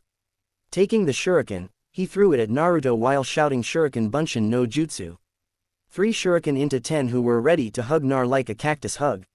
Forming a cross seal, 2 Naruto bunchins appeared who held the blonde's hand and threw it aside, automatically avoiding the shuriken point. Puffs. The memory of 2 Kaga bunchins stabbed by 3 shurikens makes Nar blink. 3. Oh yeah, the others are just an illusion. Without waiting for Sakura to make the next step, Naruto ran toward her and threw a punch at her face. Thinking that she would not have time to avoid being hit, Sakura made a block. Bug punch. Naruto hit Sakura's hand, which resulted in the latter pulling his hand and grimacing in pain. Ouch, it hurts so much. What kind of hand do you have, Naruto? Taking Sakura's carelessness as an opportunity, Naruto immediately ran behind her and hit her neck, rendering her unconscious. Good work, Nar, Kakashi exclaimed, clapping his hands. He and Sasuke were watching front he trees. The next match will start. Are the 2 combatants ready? Seeing both of them nod, he started the match. Sakura was storing. Even though she doesn't have physical capabilities, she makes up for them with her brain. She was defeated so easily. Dab is different, I have to be careful, Sasuke thought as he entered the taijutsu stance of his clan, the Interceptor Fist. This time Naruto made the first step. Crossing his fingers, he made 5 clones that immediately ran towards Sasuke. Ducking from the kick of the first clone, Sasuke turned and kicked the chest of the second clone that had slipped behind him. Feeling the third clone jumping, Sasuke did a flip up backwards and threw a few kana, which immediately made 3 clones disperse in a cloud of smoke. Nar, who had been observing how Sasuke was moving, took the initiative and ran straight at him, hitting a punch to Sasuke's chest, only to be avoided by him last minute. The young Iha returned with a kick aimed across the blonde's head. Nar used his hand to block the kick and intended to hit again with his left hand when Sasuke did a sit-up position. Using both hands as a foot tool behind his head and jumping, kicking Naruto on the chest, making the blonde fly a few meters back. Ho ho, mimicking my movements, huh? Pretty team. Nar taunted as he stood up again and waved his hand to his chest to clean the dirt. Tell me after defeating me, do, Sasuke replied, unwilling to wait for Naruto to recover. Sasuke made several hand seals and spewed a large fireball from his mouth that headed towards Nar. Kaden Kukaku no Jutsu. Naruto made 2 Bunshin Kagages and performed the same trick as Sakura before landing safely and ignoring the memories of the 2 clones being burned alive. Naruto immediately went forward and hit Sasuke with his right hand, which was blocked by Sasuke with both hands in a cross position, which immediately regretted him with a slight grimace when making block. Ignoring the tingling sensation, Sasuke launched a right hand cross at Naruto's head, ducking to avoid the kick. Holding Sasuke's left leg, he pulled and punched Sasuke's stomach with all his might. Bug. Sasuke vomited a little blood and spit. Grimaced in pain, he tried to punch Nar, who was above him, only to be blocked by the blonde's hand. Sasuke stood up again and tried to destroy the blonde with a kick that only hit the wind because Nar jumped back. Finn digged that he had enough information. Kakashi called the match. Enough of it, you two. Tomorrow I will explain about our team's formation. Understand? Hi Shansi. Kakashi carried Sakura waving to his other 2 students. He disappeared through Shanshin. Jin. Greater than Sasuke approached Naruto and stretched out his hand. That was a good spar. I was wondering how you practiced. Your movements are very different from those in the academy. Holding his hand, Naruto grinned and answered, secret team. Maybe if you can defeat me, I'll tell you. Sasuke snorted, impossible, before waving his hand and leaving the practice site. See you tomorrow, do you, too, team. Finding himself alone at the training ground, Naruto closed his eyes and reviewed the memory he had just received. The memory of the clone that met Asuma-sensei a few minutes ago. Well, this is very dangerous. The clones that suddenly disperse at a time I can't guess can disturb my concentration, making me off guard, especially when in the midst of a heated battle. Nar thought as he thought of his meeting with Asuma-sensei earlier. Flashback on visiting training ground number 10. Naruto clone stops walking to see Team 10. Here the girl with long blonde hair, Enino Yamanaka, was chatting with her friend Choji from the Akamichi clan. Near them under the tree is Shikamaru. He was playing shogi with a man wearing a Juon vest and shawl with black hair and smoking. Oh, that's him, thought the clone when he saw the description of that person matched what the Hokage told him. They approached the clone greeting his friends. Hey, Ino Chuji. Oh, hey, Naruto.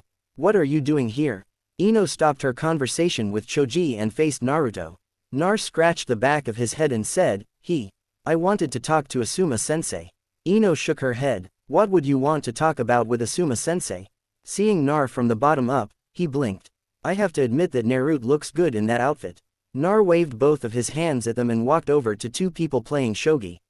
Hey, Shikamaru. Shikamaru looked up Naruto and said lazily while waving his hand. Oh, hello Naruto. What are you doing here?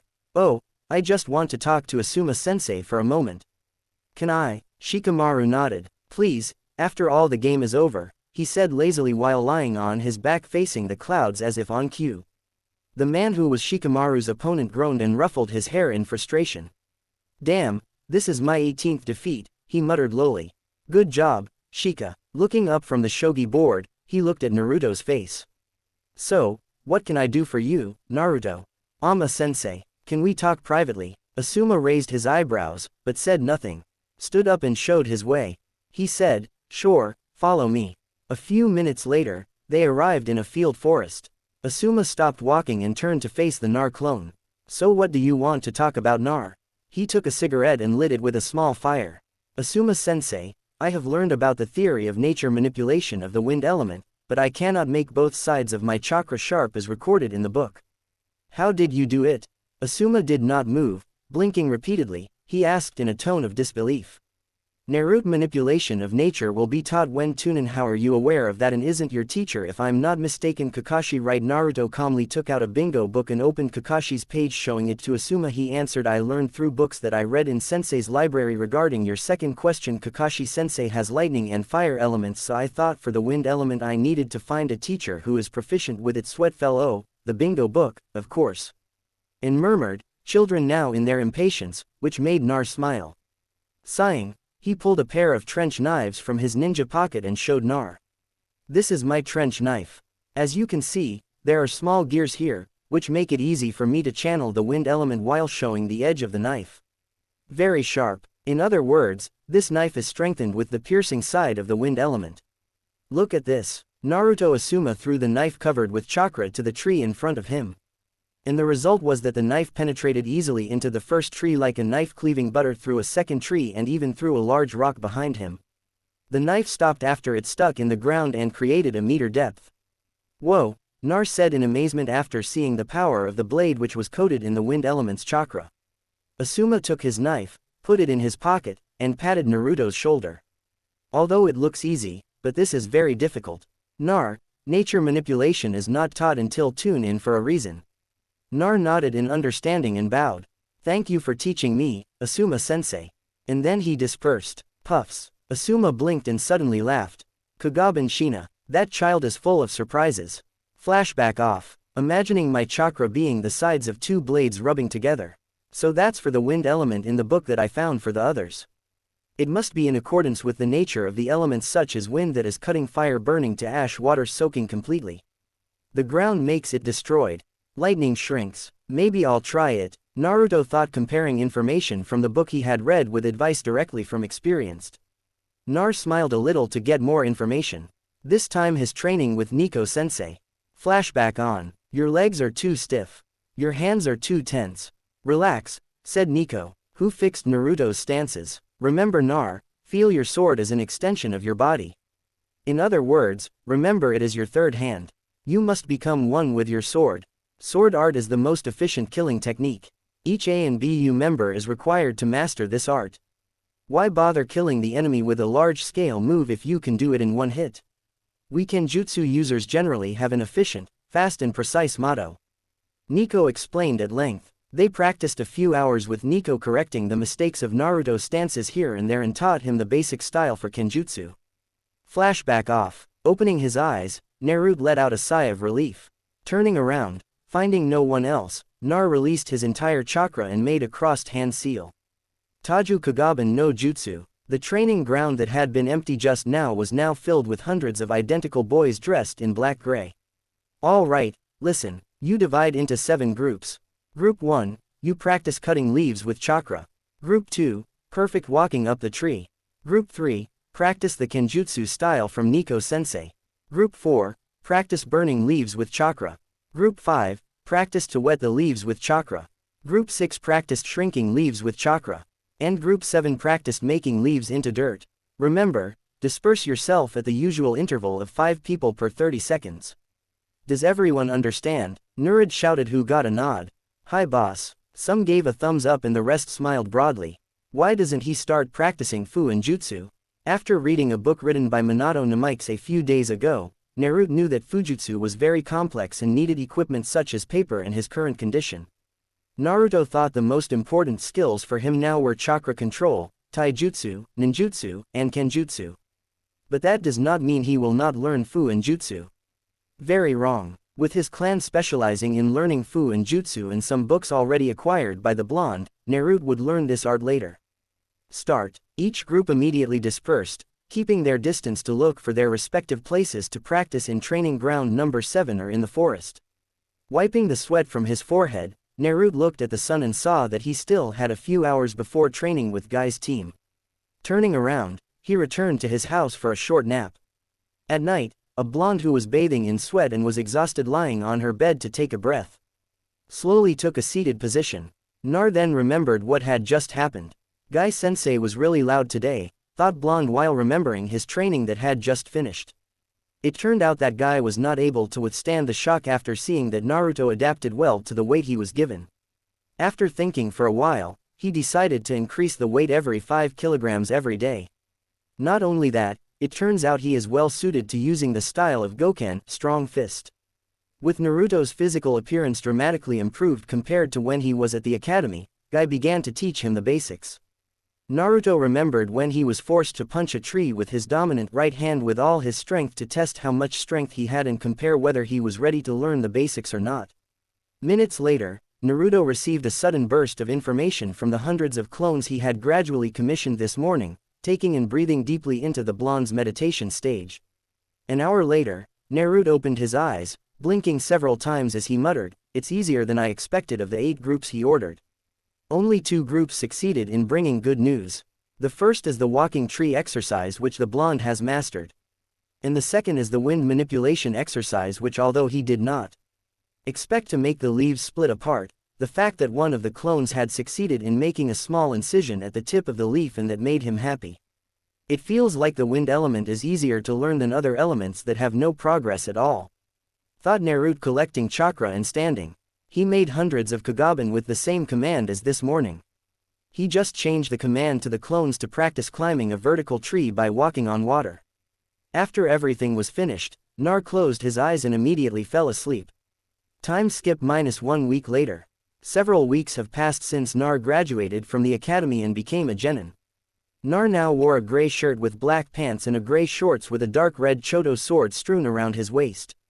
Looking at the blonde now, it would be hard for people to think that he was the same boy who pranked every day, painted the faces of the Hokage, and the kid who got the lowest score in the academy. Prompts to eat lots of vegetables and reduce his consumption of ramen helped the blonde become healthier and a few centimeters taller. With a height of 160 centimeters and visible muscle folds here and there, especially in the triceps, biceps, and legs, made Naruto much different from the dead last nickname he had earned when at the academy. Currently, Team Number 7 was walking to the Hokage office to accept another mission. Contemplating what he had achieved so far through hard work and discipline, Naruto could not help but smile a little. With intensive training he did with hundreds of clones every day, he felt he was experiencing rapid development. His chakra level, which has always been large, has increased dramatically many times after his intensive training. But the skull he had been most miserable at had taken a drastic leap. Gone were the days when he couldn't even make one proper bunchin. With the chakra control he had now, he could easily start training in medical ninjutsu. The possibilities for Naruto were endless. With control he had achieved, he could easily create double, if not triple, the number of clones he created from the same amount of chakra. He could easily pull off any ninjutsu with the colossal reserve of chakra he had. And he could do that with precision, too. All thanks to his advanced chakra control. Naruto could produce high-level jutsus with a great destructive power. His taijutsu was also not far behind. Even Ga-sensei believed that he could defeat all the Chunins and some Jounins in the village after all the tortures he has gone through. No wonder Naruto can reach this level. Naruto's weight bands also were growing at the pace he had been. Now he had around 210 kilograms in each hand and 280 kilograms in each leg, which was different from Lee, who used 400 kilograms for each hand and 450 kilograms for each leg. Well, Naruto would soon be surpassing the genius of Hardwick Lee, taking in consideration his physical abilities, which are strengthened by the powerful Uzumaki genes and having the mightiest boost sealed in him. Madman in his training, Naruto thought, a chill sliding down his spine, remembering the simple routines Lee and Guy did. Naruto's kenjutsu training was also going well. With Yuga-sensei, Nico introducing herself, teaching him, plus dozens of helpful clones, he was convinced that he was no longer an amateur in the art. Since genjutsu was not his style, Naruto chose not to study the art. He learned enough just to eliminate it if caught in it. His Buki jutsu skills had also improved, although they weren't as good as Tenten's. To conclude, Naruto from the academy changed as a whole from a low genin level to a low-medium Juon in just a few weeks of intensive training with hundreds of clones. Kakashi, who was reading his book, lowered it slightly, glancing at one person among his students. Now, he thought proudly, Nar, you've changed. Minato-sensei, Kushan, you all must be proud. Glancing at his other students, and he couldn't help but smile. Sakura's defeat at the hands of Naruto easily caused her to become serious towards her career. She had basically demanded him to take her training seriously, and he was happy to comply. He told her about her near-perfect chakra control and recommended her to go and see Kurenai. He believed Sakura could learn Genjutsu given her strengths and weaknesses. Sasuke also grew up after facing Naruto and the match ended in a tie. He demanded to know where Naruto learned taijutsu and joined him to train with Team Number 9 from then on. With 2 Tamo Sharingan in each eye that he awakened during training, Sasuke began to change little by little. The teammates he once considered a burden, now he thought of them as family. Kakashi's introspection ended when he saw that they had reached the front door of the Hokage office. He knocked it a few times before he heard the words enter. Team Number 7 then entered to accept their new mission. Team Number 7 reporting for a mission. Hokage-sama, Kakashi, here is a mission to clean Pikosen's yard, move Bokusen's belongings, and capture Todoroshi. GG Naruto wed, give us a C rank mission already, said Naruto, staring at the Hokage, who took an unlit cigarette, lit it with fire, inhaled and exhaled. Looking at Kakashi, he asked, "Are you sure they are ready, Kakashi?" Kakashi nodded and said with determination, "I'm sure Team Number 7 is ready for their first C-rank mission."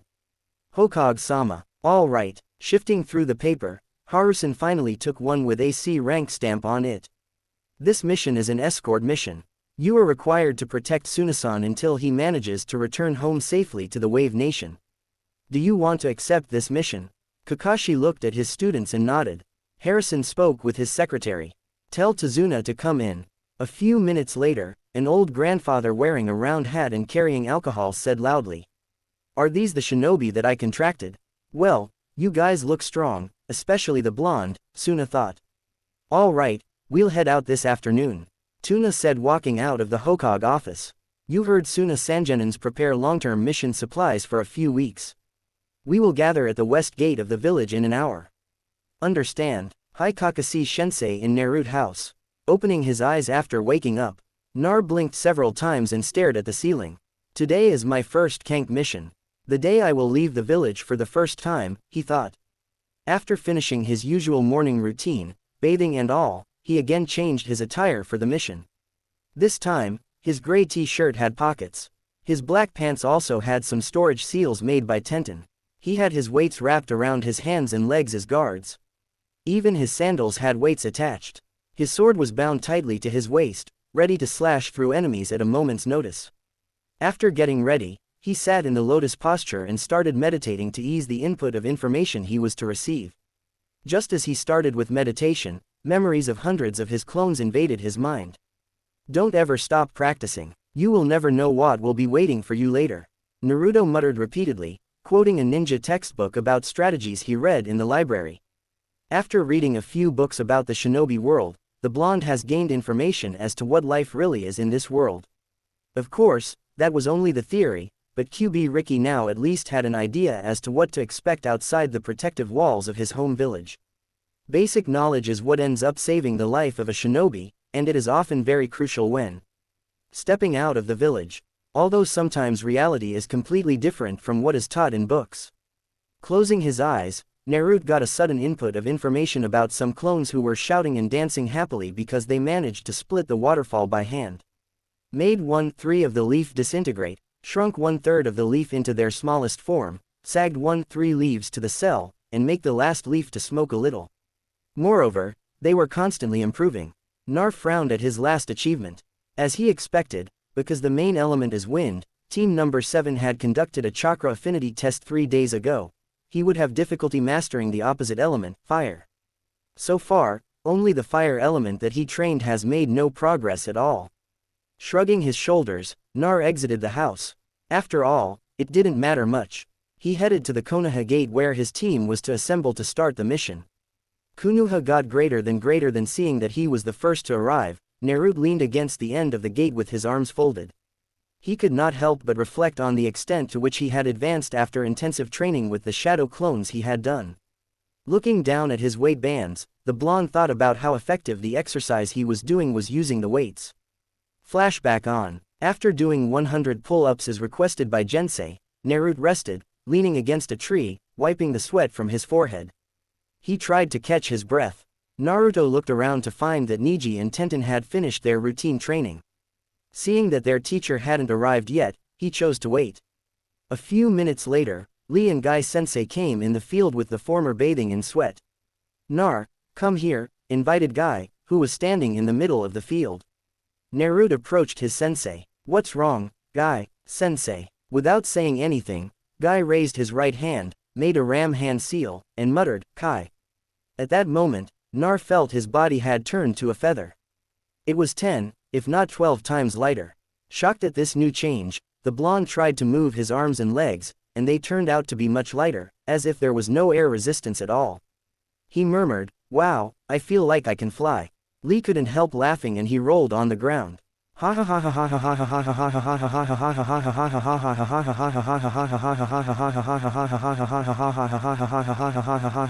Nurkin, I also said that when my weights were released for the first time, and Niji just rolled their eyes at their teammates' antics as usual. Guy grinned and gave Nar a thumbs up as if allowing him to experiment with this new body of his. Nodding and taking a deep breath, Nar ran forward, moving like a blur to an untrained eye.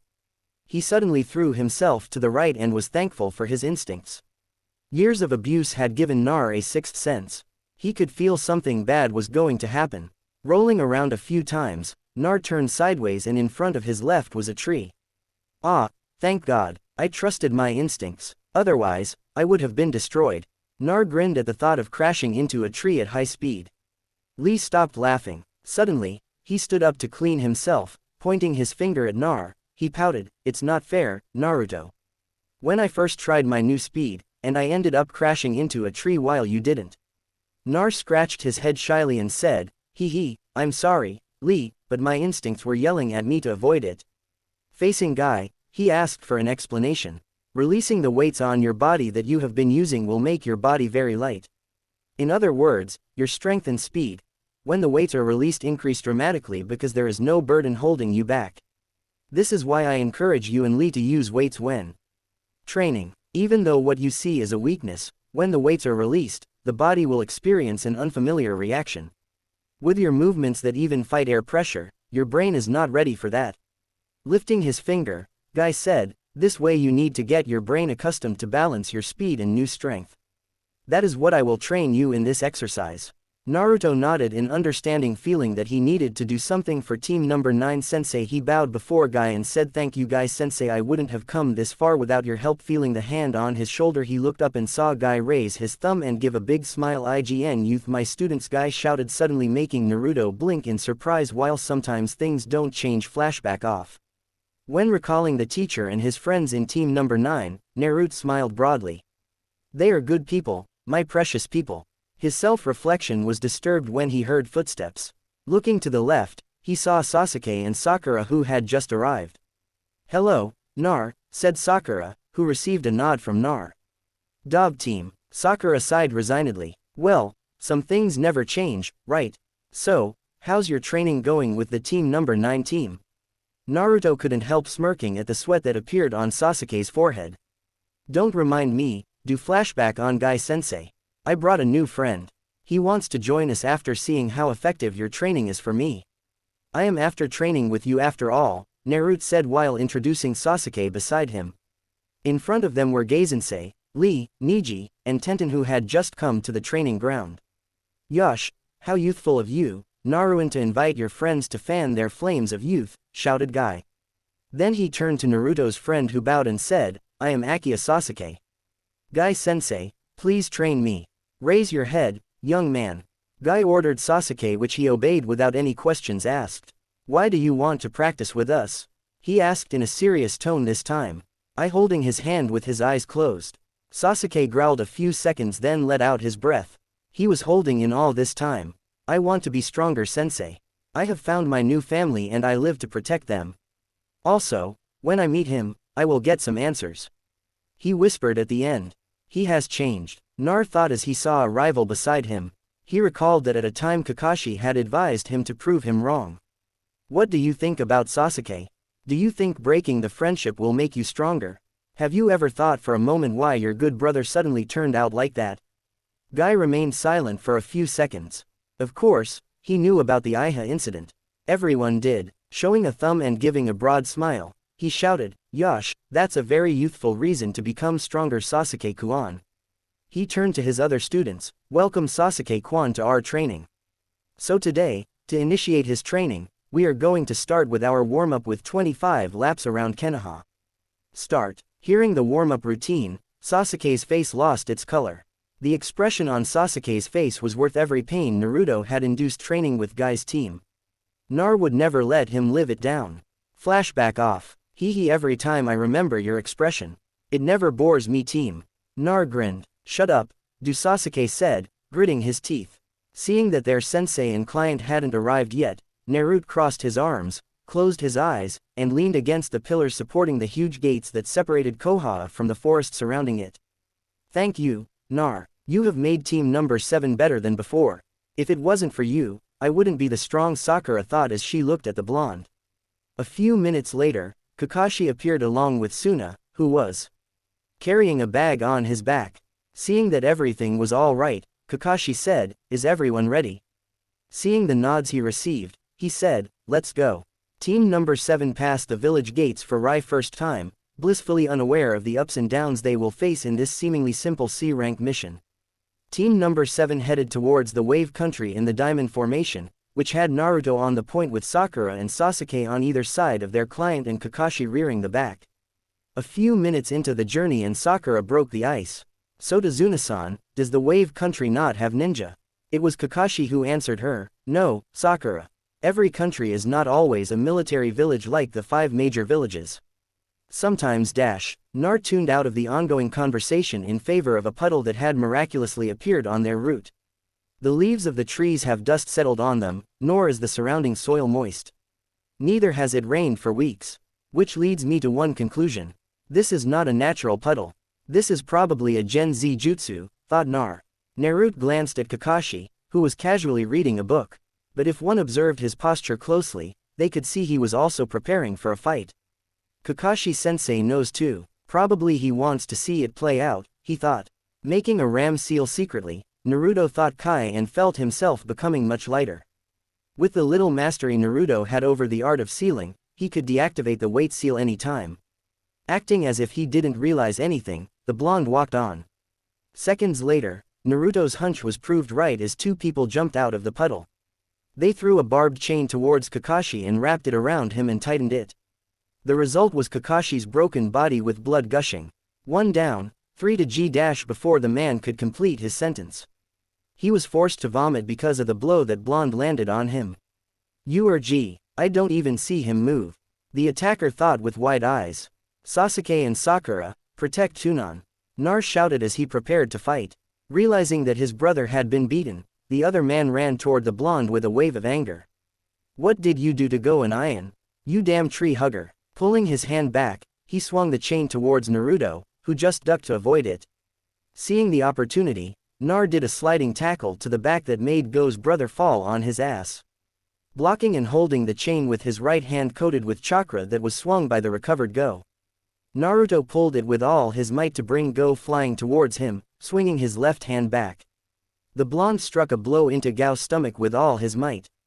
Bum! The sound of a small boom made everyone cringe when they saw Gao's body fly a few meters back and only stopped when it hit the tree behind him. Blood came gushing out of his mouth and his eyes rolled behind the sign of unconsciousness taking him. Aniki shouted, Gao's brother, who was down on his ass, pulling his chains. He tried to stand up when he felt a hand hitting the back of his neck, successfully sending him to the dream world. Good job, Sasuke team, said Nar, seeing Sasuke with his hands up, indicating that he had caused Gao's brother to faint. Talk to yourself. Nar ignored Sasuke's words and focused more on the 2 men who had attacked his team. Go and Mizu, 2 ex-Chunin rogue ninjas from Kurigakure, also known as the Demon Brothers. He muttered lowly, remembering the faces of 2 men who matched the descriptions from the bingo book. His contemplation was interrupted when he heard applause, and they saw Kakashi emerge from behind the tree unscathed. Good work, Naruto and Sasuke. Let's see who they want. Turning to the nervous Tuna, he asked for an explanation. Can you explain to us why they were after you from the beginning? Sunan team number 7 had heard Suna's story. It turned out that the Wave Country was being sucked dry of all its resources. The economy was in ruins, as was the hope of the inhabitants. The Wave Country's economy depended solely on the shipping business. But since God bought all the businesses and created a monopoly in a trade, there was no one to oppose him. He had terrorized the citizens with his thug army, which was the reason why they could not ask for shinobi from other villages. Even after pooling all their money, all they could afford was a low-cost SR-rank mission which would at most give them fresh genin. Kakashi faced his students and asked seriously, are you sure you want to continue this mission? Go and Misu are ex-Chunin, which means this mission is automatically promoted to a rank. The next enemy is very likely to be on the same level as me, a Jonin. Naruto nodded with his eyes full of determination. We can't leave Wave Country on its fate, sensei. They need us, and I won't turn away from those who need my help. Kakashi saw Sasuke and Sakura nodding in agreement with the blonde's words. Sighing, he said, okay, but as long as I see us in danger, I will immediately abort this mission. Hi, Shansi. Suna, who heard that, immediately thanked them repeatedly while crying tears of joy. A few minutes later, Team Number 7 and their client Suna were seen riding a boat bound for the Wave Country. Seeing the magnificent bridge above them, Naruto and others could not help but feel amazed. They marveled at the magnificent structure built before them. The bridge in front of them was colossal in size with extraordinary length and width. Suna saw their expressions with a proud tone. He said, that is the bridge I am making, the only hope of the Wave Country, and you are here to defend it from God while I finish it. Once it's done, Wave's trade and business will bloom. Nar nodded in understanding. Team Number 7 and their client reached the edge of the island. Their feet touched the ground. After a few seconds of walking, Naruto saw a mass of grass swaying. Trusting his instinct, he threw a kunai in the direction. Moving to check what had he attacked, he ran and found a scared white rabbit with a kunai an inch away from it. Nar, what are you doing? Exclaimed Sakura. White rabbit, a species that is generally not found here. This means that this animal was bred not from here, but from an unfamiliar place. Kurimi. Kakashi's eyes widened in realization, and he suddenly shouted, everyone duck. As he forced to the ground, Naruto immediately lay down. Sasuke and Sakura also did so before a large sword cut through space their heads were a moment before. As suddenly as the huge cleaving sword had appeared, a huge muscular-built man now appeared standing on the sword, which was now stuck on a tree. He was shirtless and had bandages wrapped around his face. He was also sporting black baggy pants. Ho ho, the copycat ninja Kakashi Hitaki. No wonder the demon brothers failed, said the new man, pointing at Suna. He continued. Hand over the old builder, and we shall part our paths. Analyzing the enemy in front of him, a single drop of sweat rolled down Naruto's forehead, down his earlobe, and crossed down his neck and slid down his spine.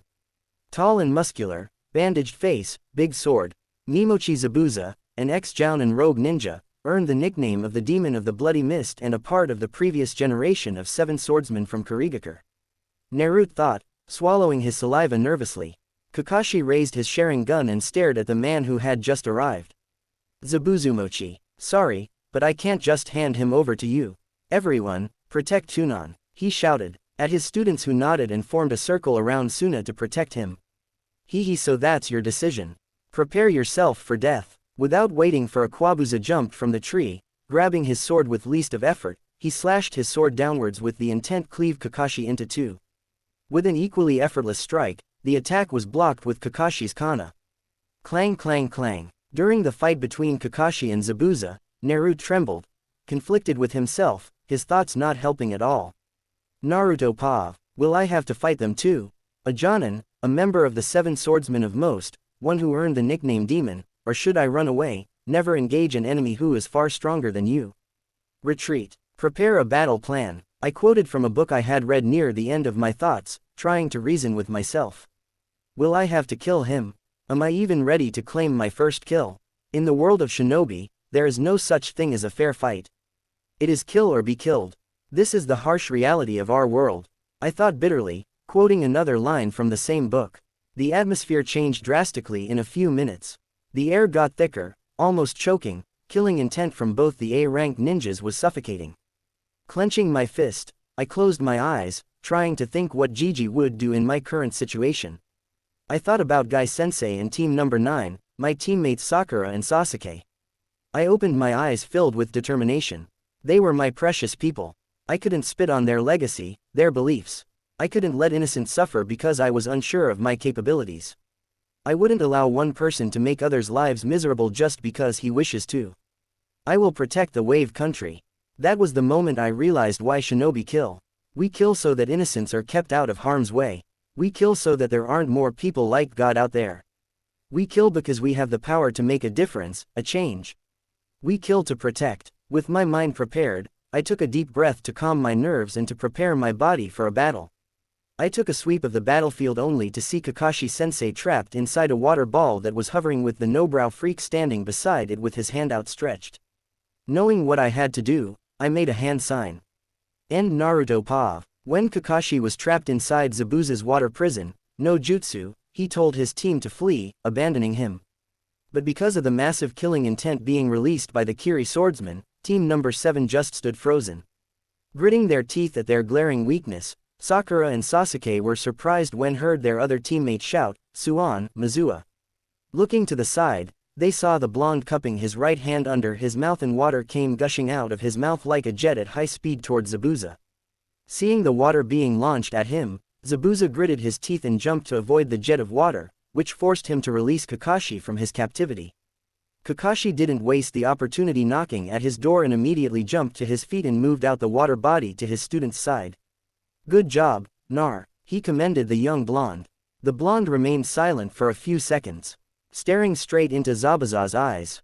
Staring into his adversary's eyes, he said, "Kakashi-sensei, please allow me to fight him.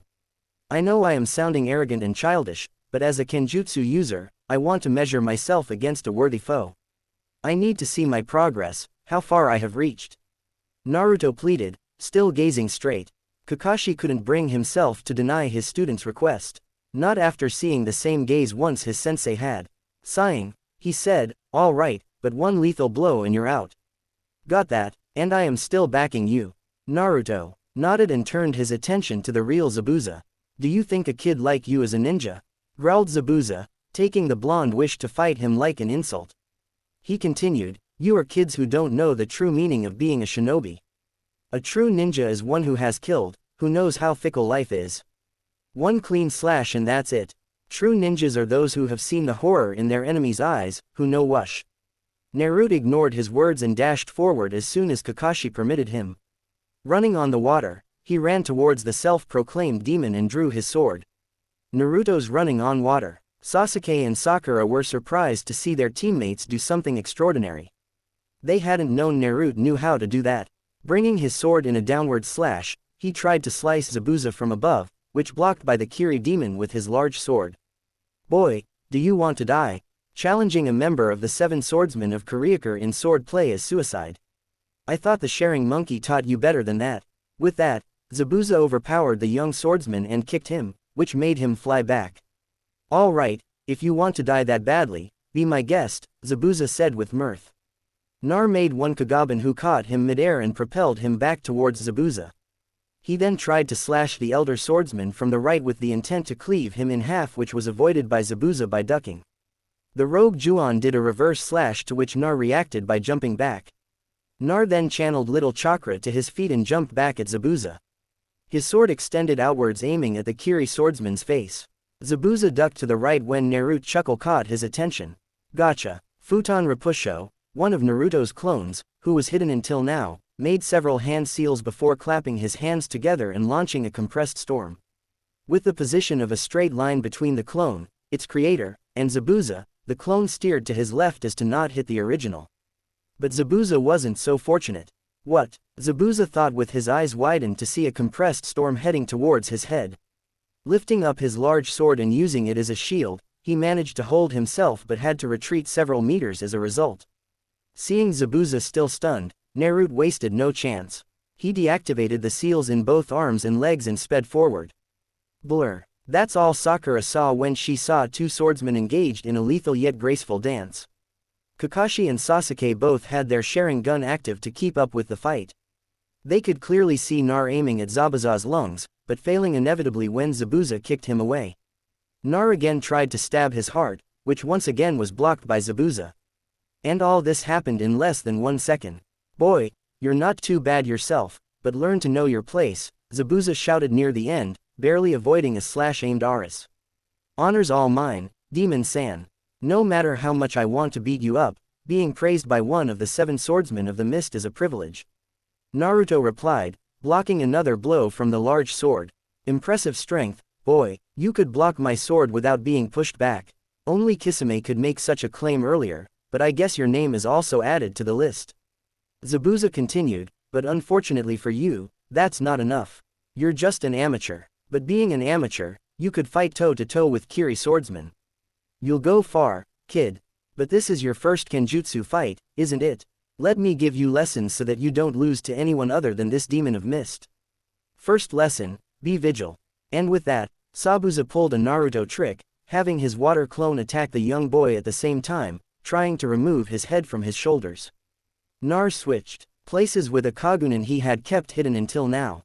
Naruto then jumped back into the fight, first dispelling the water clone and then aiming a kick at Zabuza's family jewels. Avoiding the hit by bending, Zabuza feinted an attack at Naruto's face. And just as he ducked, Zabuza slashed his sword with the intent to finish him off for once and for all. Shocked by this turn of events, Naruto replaced himself with a leaf that was lying a few meters away. But still, he couldn't prevent his shoulder from being hit by the large sword. Had Kakashi not had his Sharingan active, he would have already jumped into the fray a number of times. Seeing the number of close calls, Kakashi had himself ready to jump into the battle any moment. Trying to keep his distance, Nar jumped back and held his bleeding shoulder. Breathing heavily, the blonde made a hand gesture, telling his team behind, "Don't interrupt," facing Zabuza who had now kept his sword on his shoulder. Nar thought, so this is how it feels to fight other Kenjutsu users. In addition to that, he is also a former member of the Seven Swordsmen of Kurigakure. I commend you for keeping up with me for so long, but you are a novice. You are prone to novice mistakes. He pointed his large sword towards the young blonde and said, Lesson 2, Experience. Naruto grimaced but accepted the reality. Making a few hand seals, the blonde shouted, Rayon, Jabashi. He then slammed his hand down as an electric current spread from Naruto's hand towards Zabuza, using water as a medium to make your lightning faster. Clever, but predictable, sniffed Zabuza while jumping back. Lesson 3. Greater than ninjutsu, prepare yourself, brat. Zabuza started a long series of hand seals. Naruto wasted no time, he made one clone beside him. He tried the collaborative jutsu he was experimenting on. Making dozens of required hand seals, he shouted along with his clonu. Two elemental dragons, lightning and water appeared before Nar, who knelt panting after pulling off his technique. While the fate of the clones was not as fortunate, they dispersed suddenly after releasing the two dragons. I'm still learning the manipulation of the water and lightning element.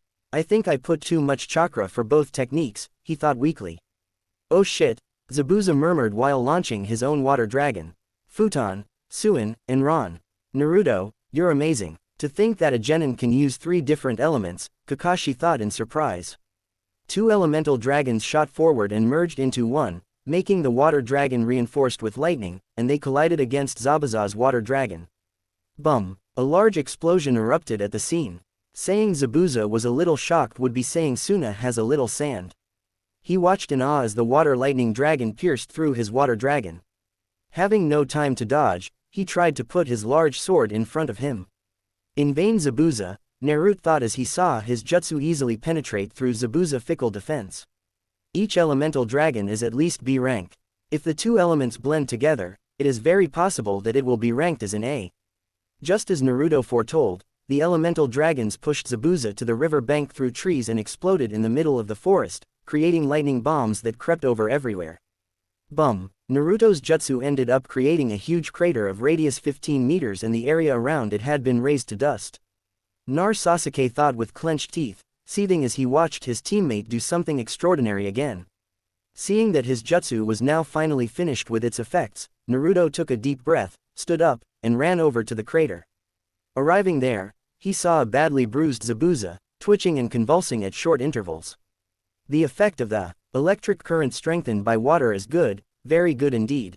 My gamble paid off, so everything's well. Seeing Zabuza's fingers twitch, he continued, I'm surprised he is still alive. Well, maybe because his water dragon weakened my water lightning dragon a little. Raising his sword above his head, Naruto said, Goodbye, Zabuza. It was an honor fighting you.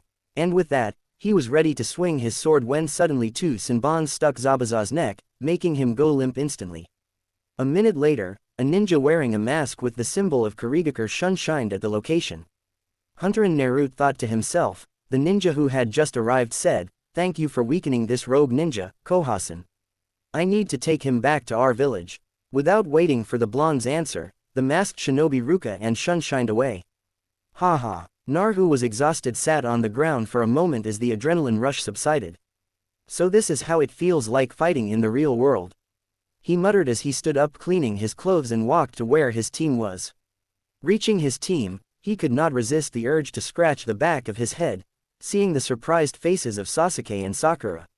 All the while, Kakashi smiled proudly. Wow, you were amazing, Naruto, said Sakura. Hen, we need to have a rematch sometime later. Dope. That's for later, team. But are you all okay? Nar asked, worry lacing his voice. You really have grown, Naruto, thought Kakashi, looking at the blonde. Kakashi looked at Suna and spoke. Suna, are we even near your house yet? Suna nodded as he said, yes, we're almost there. Follow me. It's a 20 minute walk from here. They walked in silence, each of them busy in their own thoughts. Kakashi was suspicious of the masked ninja's behavior who took Zabuza's body. While Sasuke and Sakura were still thinking about the strength of their teammate, Naruto's thoughts were completely different from his team. He looked around.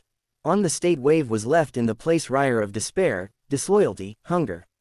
He knew how bad those emotions were. He knew it firsthand. No one knew how many times he wished he could just die. How many times he didn't eat for days just so that he could die in peace. How many veins he had cut just to die. How many times he had jumped from atop the Yandame's head to finally end it all. But the flea bag in him didn't let him, always brought him back from the death's door. Looking around, he could see the same eyes he once possessed, the same dead look, the same hopeless hope. Seeing this, he gritted his teeth and clenched his fists. Whatever happens, I will complete this mission. These people are entitled to a better life, he thought. For that, I must become stronger. Gato, I'll chase you wherever you are and make sure karma catches up to you.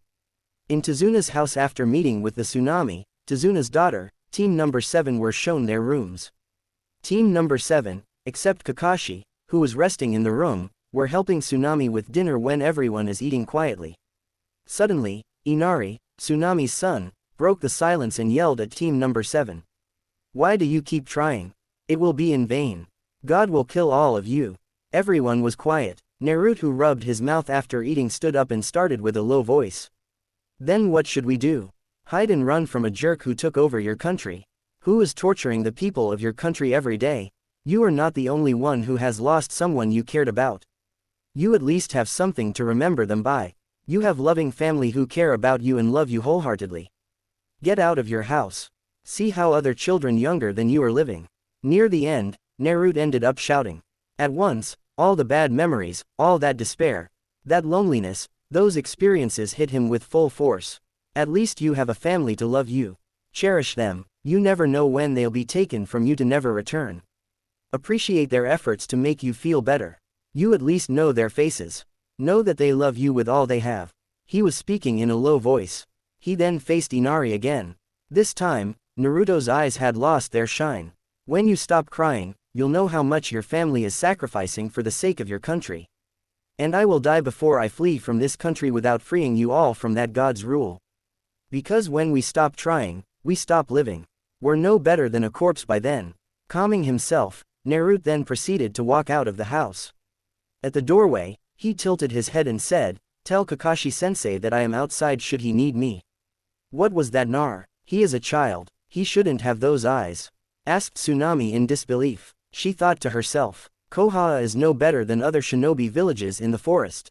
Damn that little brat, he doesn't know anything about life and says his life is all about suffering. Naruto thought, angrily hitting a tree with all his strength that destroyed the tree into splinters. How dare he say that to me? The Ginuriki, human sacrifice. He won't last a day in my life. Naruto moved to another tree and hit it again and again, but without any strength behind his strikes until the tree shook uncontrollably and collapsed. The blonde tried to take a deep breath to calm himself. Looking around, he counted at least 8 other trees that had met the same fate in his hands. Well, maybe I am overreacting. After all, he's just a kid, he muttered. The blonde fell on his ass as he tried to recall his battle with Zabuza. Actually, I wasn't too bad. I did fare well against him, at least until I was tricked by his fake movements. It's true what Zabuza said that I lack experience. Recalling his mission, He thought, maybe now is the right time to look for information about this Jerkado. Wow, it sounds nice. Naruto smirked and created an all too familiar hand seal. Puffs. 3 clones appeared beside him. He mentally ordered the clones to try to infiltrate the enemy's hideout and try to get any data. Without saying anything, the clones immediately scattered to carry out their mission. Finally, exhaustion caught up to him, having no intention of returning so soon. The blonde lied against a tree, closed his eyes, and drifted into the sweet embrace of sleep. Nar did not know how long he had slept, but he tried to open his eyes after feeling the delicate hands that gently shook his shoulders, forcing himself to sit up straight. Nar found himself staring straight into the eyes of an angel. Am I dead? Wait, I didn't think I would end up in heaven. Hey, wake up, don't sleep here, whispered the pale-skinned girl with black hair. Damn sure it's heaven. I mean, she is much more beautiful than any girl I have known. Naruto muttered lowly, not realizing that he had spoken the words instead of thinking them to himself. In contrast to Nar, the girl was very much aware and alert, she could not help herself but blush. Why are you sleeping here? Seeing Konoha's Heidi 8y8 on his head, Ninja-san. Nar pinched himself discreetly before speaking, Oh, nothing, I was too tired yesterday to go back. Haku smiled softly. Oh, you shouldn't do something like that. Your teammates must be worried. By the way, I'm Haku. My pleasure to make your acquaintance. Haku-san, I'm Uzumaki Naruto, a genin from Konohagakure. Nar said, extending his hand. Haku smiled as she took his hand and gave it a firm but friendly shake. Pleasure's mine, Naruto. If you are a ninja, it means you are strong, right? Naruto-san, he not really, but I am. On my way there. But why do you ask, Haku-san? Nar gave her his infectious foxy grin. Naruto's words made Haku solemn. She gave a sad smile. I believe when someone has a precious person, the desire to protect them and keep them happy can make one very strong. Nar pensively absorbed the sentence. The sentence on which the will of fire was based on. The sentence on which he had based his life until now. He nodded and smiled at Haku. That's right, Hakuin, I agree with you. The desire to protect a valuable person can make someone exponentially strong. And Haku tells of his childhood, how he was found by Zabuza.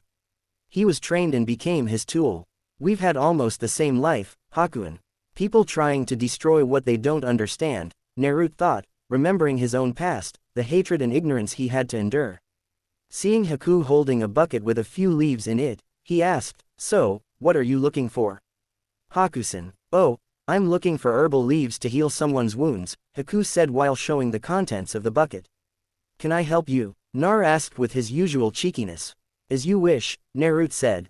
And then they collected herbal leaves together.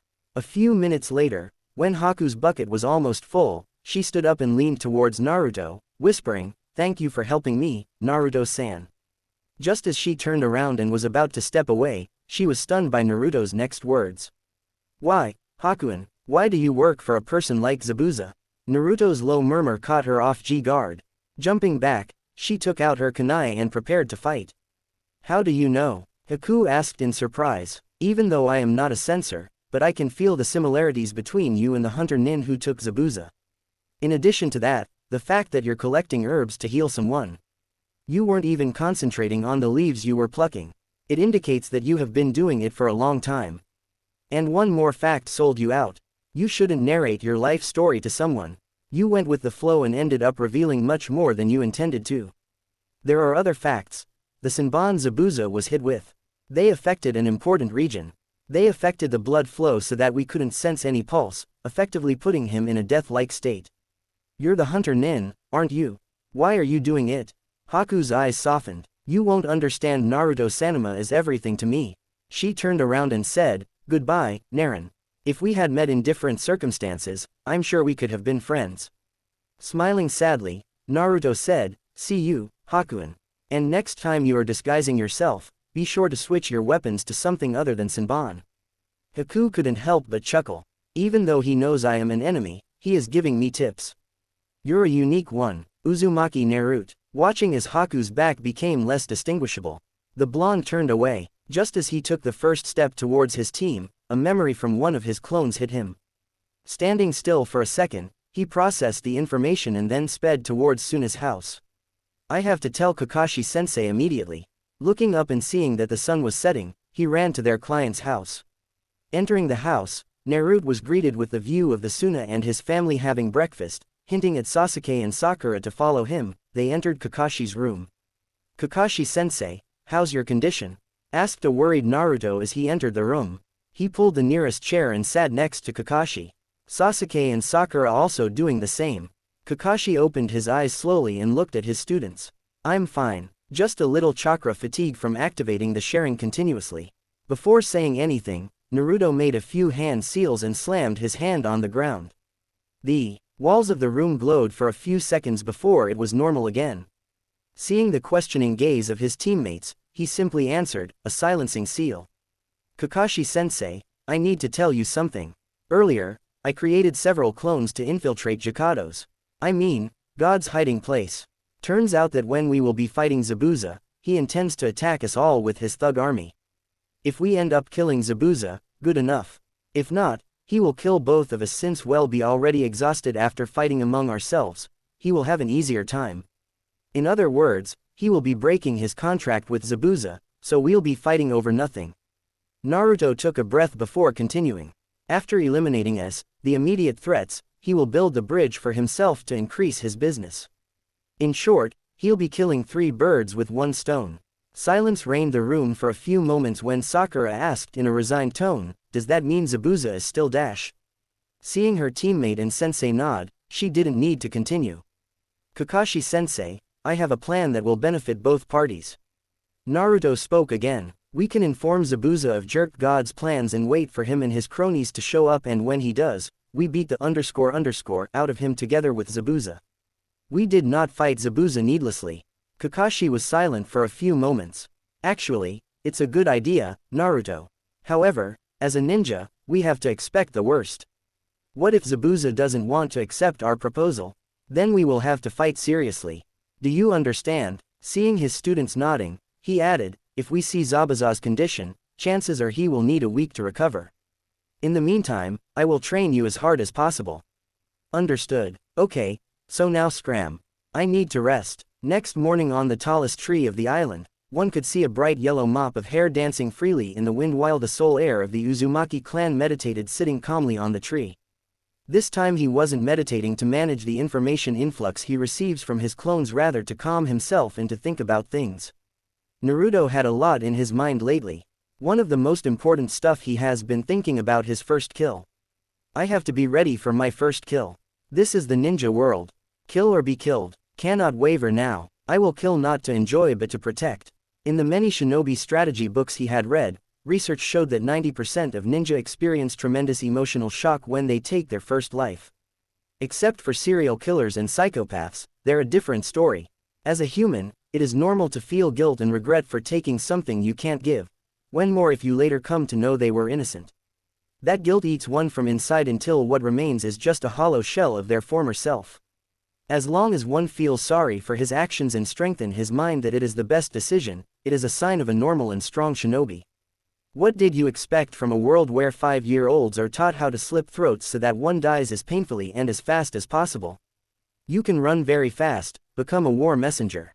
You can plan very well. You're a battle strategist. What do you expect? Living in a ninja world, build infrastructure, become a sports athlete? No. All those are the reserved work of ordinary citizens. Ninjas have their hands enveloped in blood. That's their way of life. It is indeed a bitter truth. What is it to be a successful ninja?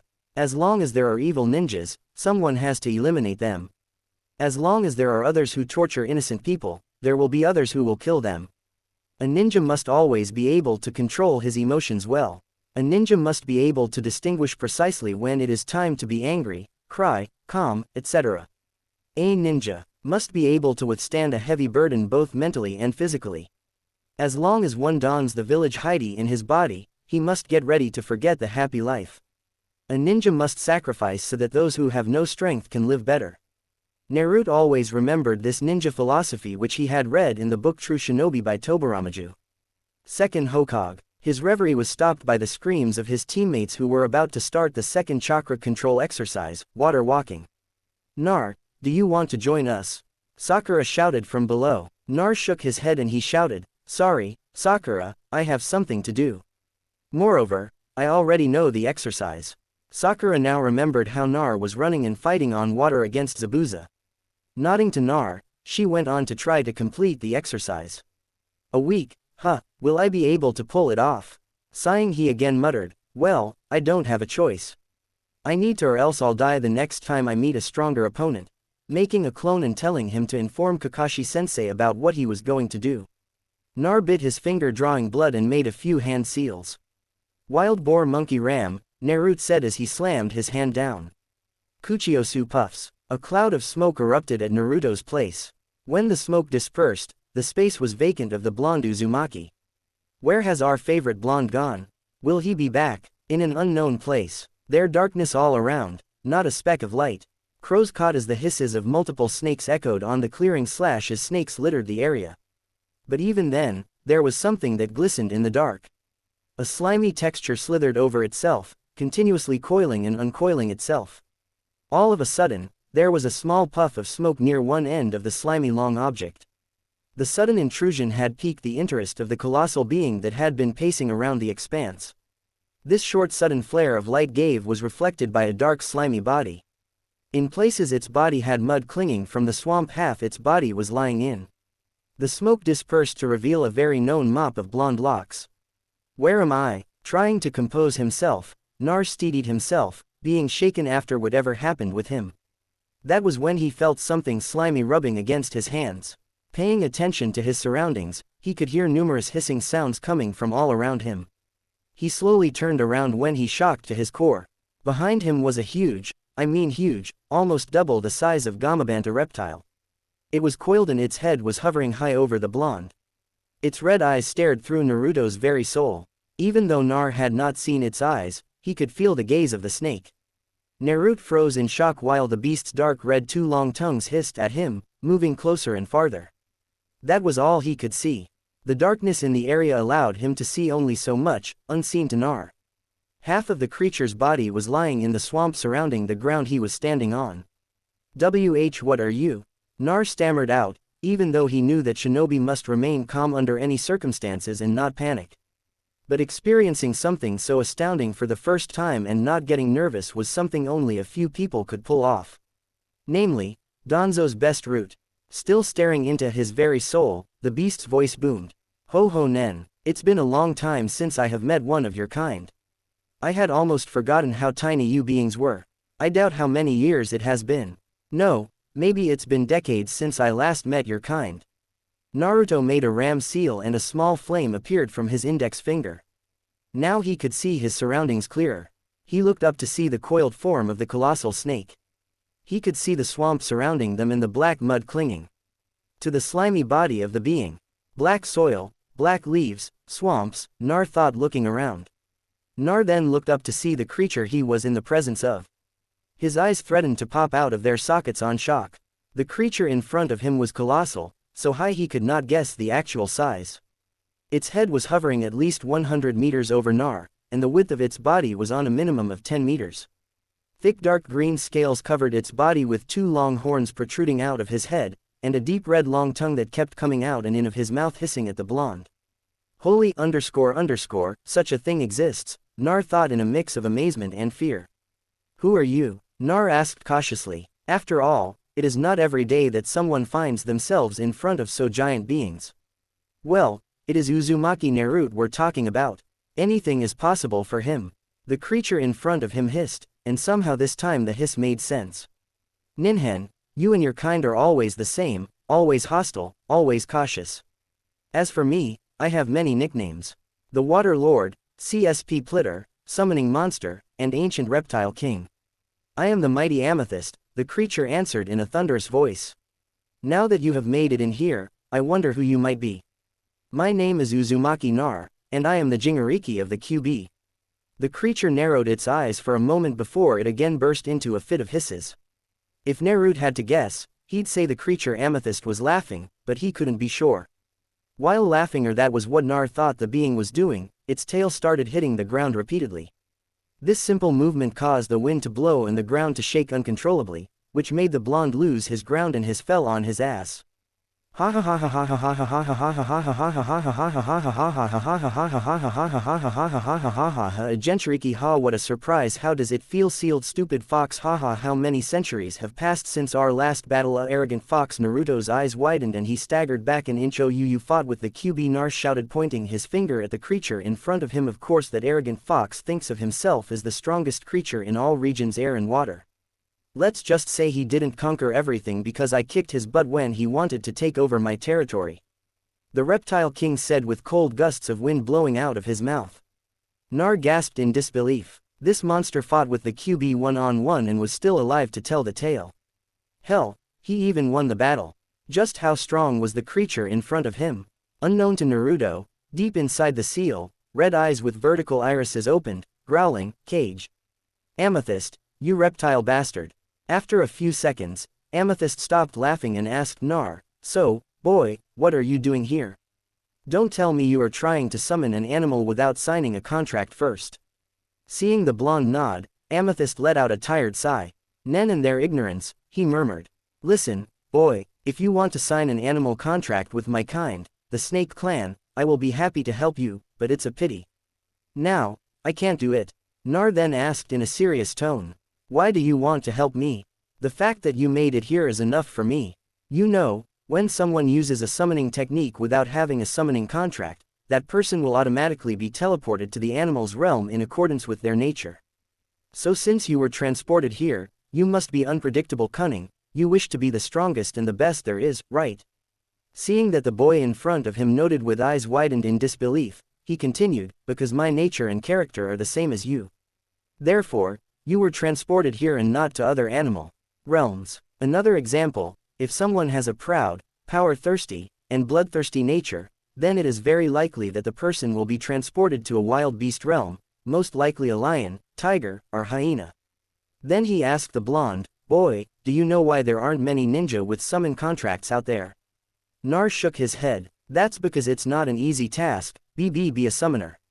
Our summoner is our representative in the human realm. Now, if a summoner summons us in a battle, he can't win. And no one wants a power-hungry, stupid summoner. Which is the reason why every clan has a specific test to check the virtue, drive, and desire of their prospective summoner. And if one can't pass the specified test, or the animal clan feels he is useless, then the result is death." He whispered the last word while looking dead into the blonde's eyes. Nar shivered in fear, seeing the monster in front of him put all of his attention on him. After several intense seconds, Amethyst turned his head and let out a tired sigh. "To be honest, boy, I need your help." Naruto quickly asked, "How can I help you, Amethyst-sama?" Lowering his tail, he lowered his head, leaning against that part of his body, just like humans put their hands under their chin to rest their head on. "Do you know who Manda is or Orochimaru?" Naruto nodded. "Orochimaru is a rogue ninja from Konoha. Shranken Manda is the snake boss, the head the snake summons." The creature snorted, making Naruto's entire body cold with the wind that suddenly blew out of the snake's mouth and muttered, "Snake boss my ass."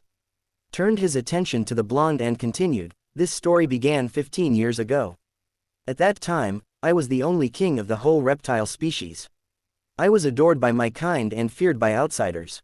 I was both a protector and a destroyer. I have lived for centuries, but all those years I haven't spent idle. I too made enemies, some from outside the summoning realm, some from the other clans and some from my clan. During the long years of my reign, many times certain forces tried to forcefully retire me to have me pass on to the afterlife, but none succeeded. In the end, it were my own blood and flesh that decided to betray me and succeeded." The massive reptile continued, "I was the strongest reptile in existence. As such, I had powerful allies and enemies alike. There had been numerous attempts that I die in an accident, but their plans never got successful until that day. Manda was the only one who gave me some kind of competition, other than the tailed beasts, of course. But even then, he was nowhere any of the Beiju in power, not even Shu the Akibi. And I was someone who had fought to be on an equal footing. He always lost in the matches he challenged me to, but hadn't known he keep a grudge, nor did I know about his ulterior motive." Amethyst growled near the end. "I still remember the day when I, the mightiest creature to ever exist, the one who could challenge Beige, was reduced to this." He spoke the last word with as much disdain in his voice as he could muster. I was told that there was to be an interclan meeting among the clan bosses to discuss the relations with each other and with you humans.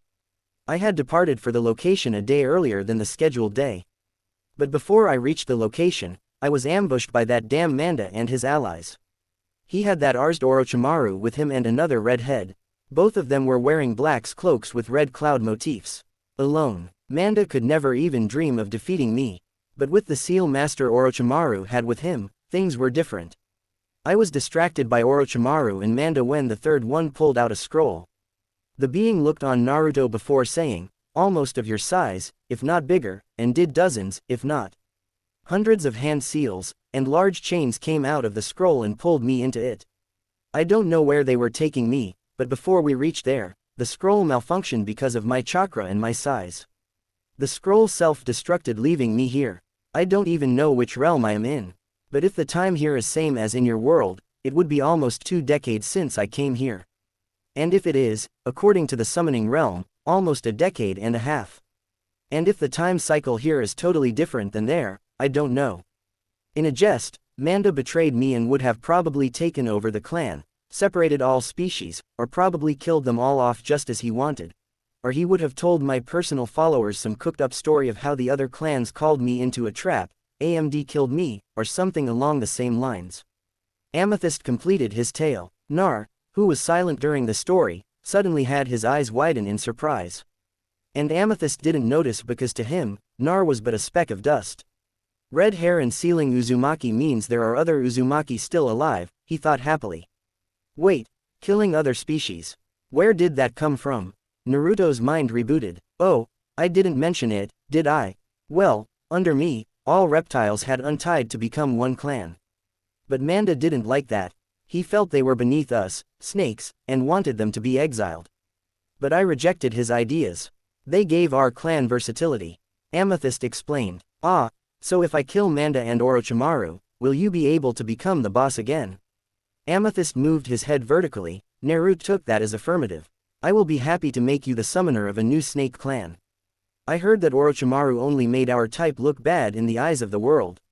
He growled. Wait, you said you were cut off from the world. Then how do you know that? Nar again asked. You sure are observant. You see these little hatchlings crawling all over me. That was when Naruto noticed the tiny snakes. If Amethyst was a galaxy, then those snakes were planets, if not natural satellites of the said planets. They bring me news from the world. Actually, they don't. But how do I say? Yes, they have dual bodies. The normal snakes you see in the human realm are in sync with these little ones here. And before you say, why can't I tell my followers I am alive? Well, none of th been summoned by Orochimaru or the other summoner they have to your realm, and the normal snakes can't go into the summoning realm. Amethyst said again. A hawk, Naruto said, dragging it out while he looked around. He then ran over the marshes, circled the giant snake, analyzed something in front of him, and jumped on an old tree. He spoke seriously. That's right, I can't get out of here. As if there is an invisible barrier. Forgive me, Amethyst-sama. With my current Fujutsu ability, this seal is too complex. I can't even translate it. Forget about breaking it. Take your time, boy. Let me know if you decide to kill Manda and Orochimaru. I'm sure my people will help you. Give me your hand. Nar obeyed, straightening his left hand. He showed it to the creature in front of him, whose head came down and his double-forked tongue came out. Amethyst touched Naruto's left hand with one of the split tongue for a few seconds and released it. Nar grimaced as he felt the hot chakra emitted by the monster in front of him. Pulling his left hand, the blonde had a look. The hand had something that looked like a tattoo. A circle with a snake inside. That is a temporary summoning contract. You can call my loyal snakes to help you. Sorry, boy, but you cannot call me forth before the 2 traitors die and this seal is completely broken. Narrowed. Naruto said, thank you for the trust given to me, Amethyst-sama. I promise I will not disappoint you. I know you won't, but the one inside you hates me. He'll do everything in his power to restrain you. Neither of you deserve this. I promise I will free you both one day. With that, the blonde puffed out the dimension. Puffs. You better keep your promise, brat. In the wave country. Just as suddenly as the blonde had disappeared, he appeared back in the human realm with a comparatively small puff of was about to brace himself for the landing when gravity pulled Huim. The cloud of smoke suddenly disappeared and Naruto got ready to land on the ground when gravity suddenly dragged him. Too shocked to do anything, the blonde fell into the water. Blurper appearing on the surface of water, Nar looked around. He just realized that he was in the middle of the sea. "You are bastard, you know that Amethyst-sama," he shouted. Standing on the water, Naruto thought he heard someone or something that said, "Haha, I haven't felt entertainment like this for a long time. Brat, you're really interesting." He looked around to see if there was anything which could lead him back to his team. Luckily, Suna's massive bridge helped him out. Then in far north he could see the massive structure, so he ran there to meet up with his team. The next day team number 7 except Naruto trained again. This time Kakashi had recovered, so he didn't need to rest as much. Sakura had mastered water walking because her chakra reserves are not too large, which gave her more than average chakra control. While Sasuke still needed some practice, estimating he would be able to do it in 2 days. Kakashi turned his attention to the lone female of the team. "Kakashi-sensei, why isn't Nar training with us?" Waving his hand, Kakashi casually replied, "Don't worry about Nar, Sakura. You have seen what he is capable of, right?" Sakura nodded, but it's still hard to believe that Nar, who was the dead last in the academy, could be this strong in such a short time. "Do you know Kage Bunshin no Jutsu?" Seeing him nod, Kakashi continued. "Let's say he has his own way to train. That is all I'll say." "Wait, how can Kage Bunshin to make someone strong?" Sakura's eyes widened and she said in disbelief, "To practice. But Taju Kage Bunshin no Jutsu does not become a kin jutsu without a reason. To make 20 shadow clones require at least as much chakra as much as an elite Yon. How does Naruto have that much chakra? Nar is a special case. Sakura, if you want to know more, better ask him in person." Clapping his hands, Kakashi said, "Okay, now it's time to practice. Do you know a move that can even blossom?" In the forest, Naruto walked around looking for a wide and quiet place for what he was going to do next. Satisfied with his current place, the blonde called forth as much chakra as he used in a B rank. He then bit his finger, did a hand seal, and slammed his hand down. Nautsu puffs. A large snake the size of the Hokage Tower with light green colored scales and 2 horns on his head suddenly appeared in a huge puff of smoke. "Who are you, human? How do you summon me?" he asked in a deep voice. Nar had a hunch that the snake was a young one as he was nowhere the size of Amethyst. Nar showed it the tattoo on his left hand, making the snake's eyes widen. "No way, Mandasama," and the elders said that Amethyst Jan was dead. The snake hissed in disbelief. Nar raised his eyebrows and asked, "Jichin, is Amethyst-sama your grandfather?" The snake nodded to the blonde's question. "I don't know what your name is, human, but the mark you have got on your hand is enough proof that you have at least met him, as it can only be given by him." Nar sat down and told the snake everything that had happened when he met Amethyst. A few minutes later, the snake nodded at the blonde and hissed. "Hard to believe, but I will trust you, Naruto. You need to know that me and other supporters of Jik at this time that the majority of the snake clans are still hiding, waiting for the right moment to take over the present throne. The elders and Manda have insulted our clan and Orochimaru." Saying the last name with hatred made Nar wonder what happened to both of them. "He sacrificed my brothers without a care. He was a disgrace to the snake clan." Facing Nar, he nodded. "My name is Basilisk. Nice to meet you, Nar." Nar smiled and the basilisk disappeared in a cloud of smoke. Feeling he had enough information, the blonde walked towards his team. "First, Zabuza, who I can't defeat in pure sword play," he thought bitterly. "The second is one of the 3 Sennin Orochimaru. I have 5 more days. I must become stronger no matter what happens," he thought as he walked deeper into the forest, stopping near a large tree with a small river flowing beside him. Naruto made a hand seal crossed and muttered puffs.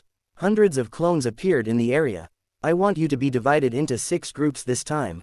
The first group focuses on burning leaves to ash while the second group completes the leaf shrink exercise. The third group perfects the exercise to wet the leaves to the cell. The fourth group completes the exercise to make leaves into the ground. And the fifth group will split the leaves with chakra. And the last group will study and practice the Uzumaki Fu and Jutsu scrolls." "Okay." Without words, the clones immediately dispersed and carried out their respective duties. The original Nar did not wait to see the clones scattered about their respective duties, activating his weight seal and adding it to 5 kilograms every day as Gai-sensei suggested. He got ready to sprint run across the ocean and around the wave country island. -5 days later, all right, everyone ready? Kakashi asked all his students who were preparing for the upcoming battle. Seeing them nod, he continued, Nar, leave 2 clones here just in case something happens. Seeing Naruto create 2 clones who went in the house and concealed themselves, Kakashi nodded to himself and resumed, all right, now let's go. And with that, the shinobi group headed out with their client towards the bridge where the eventual confrontation with Zabuza awaited them. On the bridge, when team number 7 and their client arrived at the bridge, they found that themselves unable to look past the dense mist that covered the whole bridge. We're late, whispered Tazuna. Not yet, Dadabo. Doing some hand seals. Naruto cupped his right hand and shouted, Futon Deepa. A strong gust of wind emerged from the blonde's mouth that dissipated the fog. As the mist receded, the view on the bridge made itself known. Several carpenters were lying unconscious with their bodies scattered with cuts. They are already here, the Uzumaki heir thought to himself. Coming to a kayak decision, Nar made several shadow clones and transported them to a safe place. Ho Kakashi and the blonde hair. Let's start with our second round. Huh, Blondie, said a sudden voice from the end of the bridge. Looking up to the source of the sound, team number 7 saw Zabuza and the fake Hunter Nin still donning the Hunter Nin attire. Kakashi and Naruto to face off against Zabuza, leaving Sasuke and Sakura to deal with the masked Hunterin. Before Zabuza could attack, Kakashi spoke up. Wait, Zabuza, we need tell you the truth. Gao plans to betray you after fighting with us. He plans to attack with his cronies after we have tired each other out or preferably killed one of the groups. He will come to finish things. Killing 3 birds with 1 stone. We don't need to fight seriously. Just pretend to fight, stalling until he appears. We can save our strength to fight him. Together, said Naro, trying to resolve the situation before it got heated. Zabuza stopped running, put a large sword on his shoulder. He snorted. Do you have proof of what you said, Kakashi? Even if it's true, I can't stop now. Killing a client that will ruin my reputation. And by the who doesn't want to measure himself against the Hideki Kakashi of the Sharingan. Let's fight. Kakashi sighed and murmured, I knew it would turn out like this. Nar gritted his teeth and tried to calm down. But yeah, if you want to stall, I can do that. Let me have a rematch with the blonde brat. He then pointed his sword towards Nar. I, the wielder of the Kubikurabu, decapitating carving knife executioner's blade, challenge you to a sword duel, the demon of the mist, said, no, no, no. Only pure Kenjutsu. Kakashi's eyes widened. Before Naruto could speak for himself, Kakashi spoke up. I don't allow this. He is my student. I won't allow him to fight in this duel. Mama Kakashi, you're such a spoil sport. I will not kill the boy. Is that acceptable? I want your word as a member of the 7 Swordsmen of Mist. Kakashi countered. I swear on my honor as a member of the 7 Swordsmen of Mist that I won't kill. Zabuza stopped mid-sentence and kirked his non-existent eyebrows at Kakashi. Uzumaki Naruto. Kakashi chimed in. I won't kill Uzumaki. Nar. Kakashi breathed a sigh of relief and nodded to Nar and murmured in his ears, same conditions as before. Nar then unsealed his sword and came up to Zabuza. Maiming is fair game, Kakashi. Zabuza chuckled out. Naruto turned to Kakashi and saw him frowning slightly, but then he again nodded, giving permission to continue. Isn't this a good opportunity to prove your Kenjutsu, Nar? Kakashi gave the boy an eye smile. Kakashi-sensei muttered the blonde while looking at his sensei. Nodding, he held his sword on a firm grip and ran towards Zabuza. Are you looking down on me, boy? Take off your weights and we will fight seriously. Zabuza said while avoiding a slash aimed at his chest. Seeing the blonde's eyes in front of him widen, he snorted. Do you think I'm stupid? I didn't know. I clearly felt the change in your speed and strength multiplied after you released your weights. Naruto jumped back, holding his hand seal with a ram sign. He muttered. The seals on both hands and feet glowed a little and then disappeared. The blonde felt his body become very light. Cracking his fist to the side slowly with a creak, he shouted, prepare yourself, Zabuza. Zabuza entered his stance and snorted, as if you can dash. His words were interrupted when he suddenly instinctively raised his sword up, automatically blocking Naruto's swing. Widening his eyes, he thought in disbelief. What is this? How did he change so quickly in a week? Trusting his lifelong instincts honed throughout his shinobi career, Zabuza jumped back to avoid the side slash from Naruto. Boy, how did you get dash so fast? Nar. Entering his stance, he said, you will not believe me, Zabuza, but the weights I had were almost 1,500 kilogram. You did a mistake thinking you could take me on. What do you think I have done for the past 5 days? Let me tell you, I strengthened my body by running every day around the sea and Wave Island dozens of times. Well, even though I always fainted after doing it, he muttered at the end. Zabuza found it hard to believe the blonde words in front of him. Such training even in the shinobi world is extreme in suicide. Tightening the grip of his sword, he said, "That's impossible, boy, if you did that, then you wouldn't have been here now." "Ever heard the name Mado Dai?" asked Kakashi from afar. Zabuza took a step back. "Who are you?" Kakashi spoke up for Naruto. "Student of the one and only Hideki Kakashi, the one who copied a thousand jutsus, he who trains with the green beast of Koha made." Yes, Zabuza Madai's sacrifice wasn't in vain. He had died fighting for his son. "You are fighting the number one unpredictable ninja of Koha, Uzumaki Naruto." Nar laughed and said quietly, "That's not all, Zabuza. I am also the one who hosts the greatest demon to have ever walked in the elemental nations."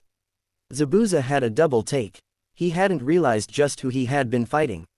Koa isn't the strongest village for no reason if they're Jinchuriki while only 16 years old like this. Actually I'm still 13 years old. Zabuza seeing the shocked look on Zabuza's face. Kakashi again spoke. "I think you didn't hear his name properly, Zabuza. He is Uzumaki Nar." Zabuza took a step back and then he broke into a mad laugh. "You don't know how much you have raised the stakes, Naruto. There was a reason your clan was feared. Make sure you make yourself feared as much as they, if not more. Get ready, Uzumaki." Naruto's gave a small smirk as he said, "Let's start the actual Kenjutsu match with Sasuke and Sakura." "Please surrender, Kino-san. I don't want to hurt you," cried a soft voice. Sasuke snorted, entering his stance. He ordered the pink-haired girl beside him, "Activate it, Sakura." Sakura nodded and started to do some hand seals. Sasuke pulled a kunai and prepared to move forward. "Megan Kokon Arzu no Jutsu," shouted Sakura as she unleashed one the Gion Jutsu Kurenai had taught her. Sasuke wasted no time seeing that his teammate had done her job. He ran forward with a kunai in his hand, cutting from the top right down, which was blocked by Hunterin with kunai made of ice, trying to kick with his left foot, which was again avoided by his enemy. Sasuke made a quick slash towards the enemy. Splash. Blood came out from where Sasuke's kunai collided with his enemy's body puffs and he became a tree trunk. Kawarimi when widening his eyes. Sasuke jumped at the right moment when his enemy threw some shuriken made of ice. "Impressive, Kanahusan. But sorry, such a weak Jinjutsu won't be able to stop me. I have memorized this area carefully before we fought to avoid a situation like this." Sakura gritted her teeth in annoyance. Trying to stay calm, she shouted at Sasuke. "Sasuke-kwan, is time for Plan B." Seeing him nod, Sakura didn't waste time and immediately did a few hand seals. Megan Naiju Kokoni Arani no Jutsu, completing the seal of her hand. Sakura immediately panted with some sweat appearing on her forehead. "This style requires great concentration. I must be able to activate it at the right time," she thought. Sasuke seeing that Sakura had completed the hand seals required for the jutsu. He took the shuriken from his pouch and threw it at his enemy. Shuriken Kag Bunshin no Jutsu. One shuriken became dozens with Hunter Nin, who was avoiding, blocking, jumping, and doing whatever he could to not turn into a cactus. Seeing Sakura's nod, Sasuke activated his sharing. Two Tamo in each eye and ran forward, engaging the Hunter Nin in front of him in taijutsu. Sasuke threw a right punch, which was blocked by the masked Nin, kicking his left foot. Sasuke aimed at his adversary's midsection, but the hit never landed as the Hunter Nin ducked. Sasuke improvised at the moment. He pulled up his leg and threw it down with all his body weight on it. But the Hunter Nin was smarter and much more aware of his surroundings. He jumped to Sasuke's left. The Hunter Nin threw a shuriken which was used to his advantage by Sasuke. The young Iha propelled himself mid-air, kicking away the shuriken. In an instant, he was at the Hunter Nin's right, landing a hit on the right section of his midsection. Crack. Sasuke's kick to the right waist of the Hunter Nin, which made him fly to the side. Holding the fractured right side of one two bones with his right hand, he said, "Impossible. How could I get kicked even though I've blocked it in the appropriate place?" Except saw his eyes widened. Sakura nodded to herself. "The technique that I just used not only changed our current territory, but also changed this region, forests, houses, and the area around us as far as I could see. This is a double illusion, which means that even if he realized it, he would not be able to avoid it, except if he could release both of them first." Hunterin slowly stood up, her right hand making one hand seal that made two members of team number 7 widen in surprise. Sensatsu Shuo. He launched hundreds of small needles made of ice. Sasuke did a hand seal and cupped his hand in his mouth. Kaden Kukaki no Jutsu manipulated the fire element into a wall of fire.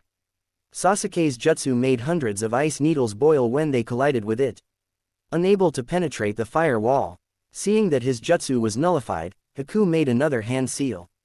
Hyumaku Hyoshi. Dozens of ice mirrors suddenly formed surrounding Sasuke and Sakura, who couldn't respond in time. Sasuke gritted his teeth. He did several hand seals and launched a large fireball at one of the ice mirrors. Hunter Nin shook his head at the actions of the black-haired ninja. In vain, Kanahasan. This wall ice is even stronger than iron. Your jutsus won't be able to penetrate it. As if to prove his words, Sasuke's fireball dispersed at that moment, revving the pristine mirrors. Preparing a few sunbond between his fingers, he said goodbye and threw them down on the team number 7 members on the bridge. Clang clang clang. The sound here and there between the two swordsmen made Kakashi a little unnerved. Even with the act of sharing, he had difficulty seeing the serious fight between Zabuza and his student. Nar, you are truly extraordinary. But of course, Zabuza is a former member of the 7 Swordsmen Kurioker, he thought to himself. Kakashi watched as Zabuza continued to be on the offensive. Zabuza slashed at the blonde from the top, which was blocked by the blonde. Kicking the blonde, Zabuza made a false move to slash from the left side, which was blocked by Naruto. Zabuza tried to push his sword with more strength, but he could not do it. I can't think that Nar is this strong. I'm really grateful that I recommended him to Guy, Kakashi thought, seeing his young student keeping the demon of the mist on his toes. The match continued for several minutes with hundreds of movements ranging from avoided slashes, stabbing blocked, etc. A few minutes later, a small sweat began to appear on Zabuza's forehead, and he began feeling fatigue for the first time. Damn, I haven't trained my body in a long time. Against Gariki, I can't hope to win in endurance, he thought as he blocked the blonde sword slash, which made him retreat a few centimeters. And what is this crazy power? He's like Kisame, he thought shocked. Naruto, who saw Zabuza's movements getting slower, tried to something new by stabbing Zabuza's front, which blocked by Zabuza as he thought trying to kick with the right foot avoided by jumping to the side. Naruto made a circular motion and tried to slash from the side, which was again blocked by Zabuza's large sword. Pulling his sword and making a slash from above that would be ready to be blocked by Zabuza if not. Naruto changed his movements with Zabuza's hand raised up, indicating that he was ready to block the blonde slash. Naruto made his maximum speed and stabbed his sword forward and slash. Blood was pouring from Zabuza's left shoulder, which made him loosen the grip on his sword. Nar made a continuous slash on the right-left side of Zabuza, whose movements were really starting to slow down. With blood flowing freely from his left shoulder, Zabuza no longer fought with his maximum strength. A few seconds later, there was the sound of someone clapping from the end of the bridge. Let's see here. The demon from Kurigakure was defeated by a small kid. Haha, said the short man in a hat wearing a shiny suit, black pants, and carrying a stick. Behind him were dozens of bandits carrying their respective weapons. Gate, why are you here? Growled Zabuza, who was holding his left shoulder, which was bleeding profusely while panting. On his knees, stomach, and calves, there are shallow incisions where the blonde had cut him. Oh, you know, Zabuza clearing up the business. Haha, why would I hire you, an expensive ninja, when I could get dozens of bandits at the same price? Taunted God. Well, this guy doesn't know the difference between a ninja and a bandit, thought the blonde in a sweat drop. Brat Kakashi, you guys were right. Let us stop this fight. But yeah, brat, you're no more an amateur. I, the wielder of the Kubikabu, declare you Uzumaki Naruto a full-fledged swordsman. Seeing the two nod, he shouted, Haku, come here. Hunter Nin suddenly beside him by doing shin.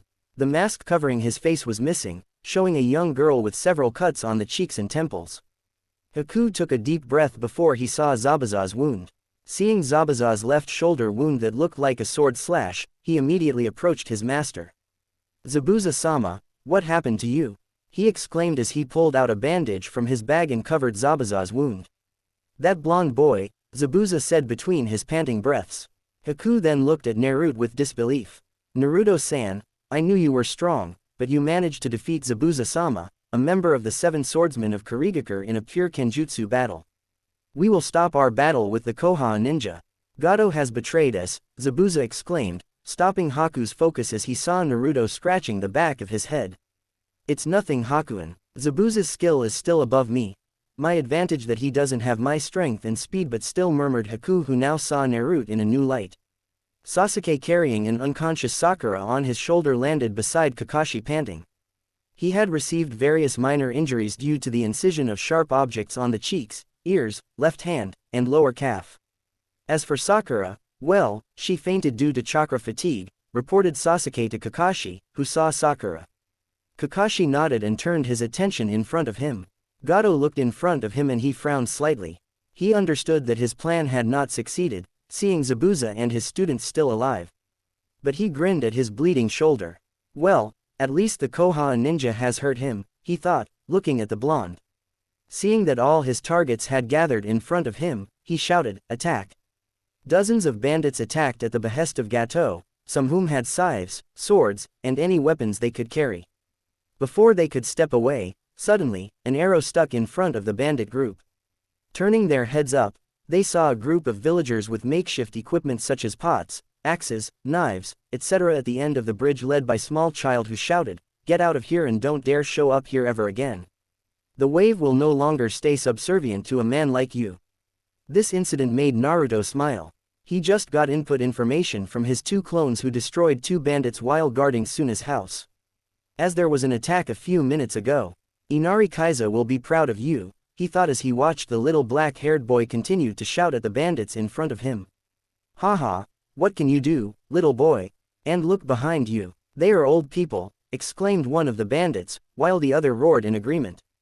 They did not want to waste their time attacking those who would later serve as their slaves. Zabuza tried to stand up, but Haku restrained him. Please rest, Zabuza-sama. Your wound can get infected, pleaded a worried Haku. Yes, Zabuza, please use your time to rest. I'll take care of this mess, Naruto said, looking at his sensei. He finally stepped forward. What is it this time? A blonde boy who thinks of himself as a hero, taunted one of the bandits. Nar ignored his words. I'd better test how effective I am with this element. Taking a deep breath, he did dozens of hand seals that ended in 6 seconds. Kaden Goryoka no Jutsu cupped his hand in front of his mouth. Naruto made 3 dragon head flames which were directly flown to the enemies with moderate speed. Gato and the bandits trembled in fear at the sight of 3 dragon head flames, like they want to maul all of them.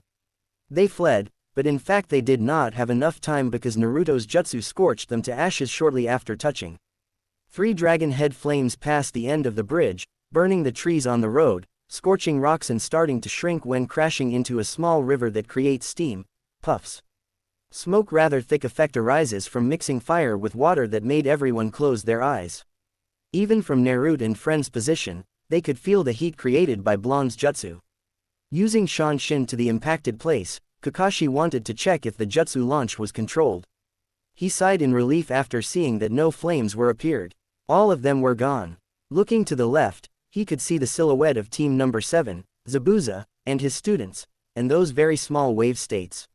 He can't get goosebumps. This distance reaches 2 kilometers. Minato-sensei Kushin-san, you have created a monster, he thought as a shiver ran down his spine on the bridge. Naruto, who was kneeling gasping exhaustedly, looked up to the front where the effect of his move hit. He was sweating down after seeing the impacted of his jutsu. I knew this was a bad idea. Using a jutsu and a high rank of that of my weakest element makes me tired quickly. I still can't control it.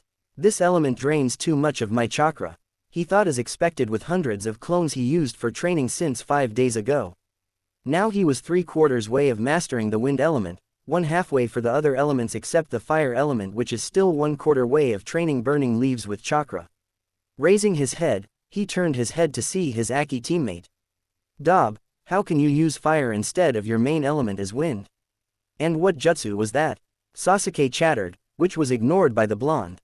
Looking at Zabuza and Haku, he couldn't grin. Their faces were both pale like a ghost after seeing the damage caused by his style. Boy, I really can't count how many times you surprised me, Zabuza murmured softly. Haku only nodded in agreement with his master. Naruto and Aizen shouted a child along with the villagers who approached Team Number 7. Hello Inari, I'm all right. As long as you don't give up, anything can happen. The hero is always there. Nar smiled as he ruffled Inari's hair, who was nodding with sparkling eyes. Thank you for helping us, Naruto-sama, shouted some villagers with their heads down, their legs trembling after seeing the abilities of the ninja in front of them. Same. It's nothing. Please don't look down, hey. Naruto said, still lying as he tired after long fighting with both Zabuza and Jakato's cronies. A few days later, after discussing it with the others, Team Number 7 agreed to give control of all gate companies to the Wave Country. They took God's money which he had kept locked in a number of safes and distributed them among the Wave inhabitants, taking a small percentage as the mission fee and giving another small part to Zabuza and Haku who wanted to return to Kirigakure. Kakashi, Sakura, Sasuke and Naruto bid farewell to Suna, Tsunami, villagers and Inari who cried seeing his idol leave. Team Number 7 returned to the village to report a successful mission, a few days later. So, let me get this straight. This simple C-rank mission turned into a rank because you fought with Satan's brother, Mimochi Zabuza, and his student. Naruto used an A-rank jutsu and saved the Wave Country. Gad's former company was taken over by the residents of the Wave Nation along with almost all the money. The remaining small amount of money was given to Zabuza and his students as they returned to Kirigakure. Am I right, Kakashi? Seeing the Jonin in front of him nod, Husin couldn't help but massage his temples. I'm too old for this nonsense, he grumbled. But Hokage-sama Kawashin continued. I'm also surprised to see the development of Naruto. How could Kage Bunshin be made such an excellent training tool? And if it was known, then why wasn't this used earlier for training? Lighting a pipe, the old Saratobi inhaled and exhaled made a fog filling the room, but ignored by Kakashi.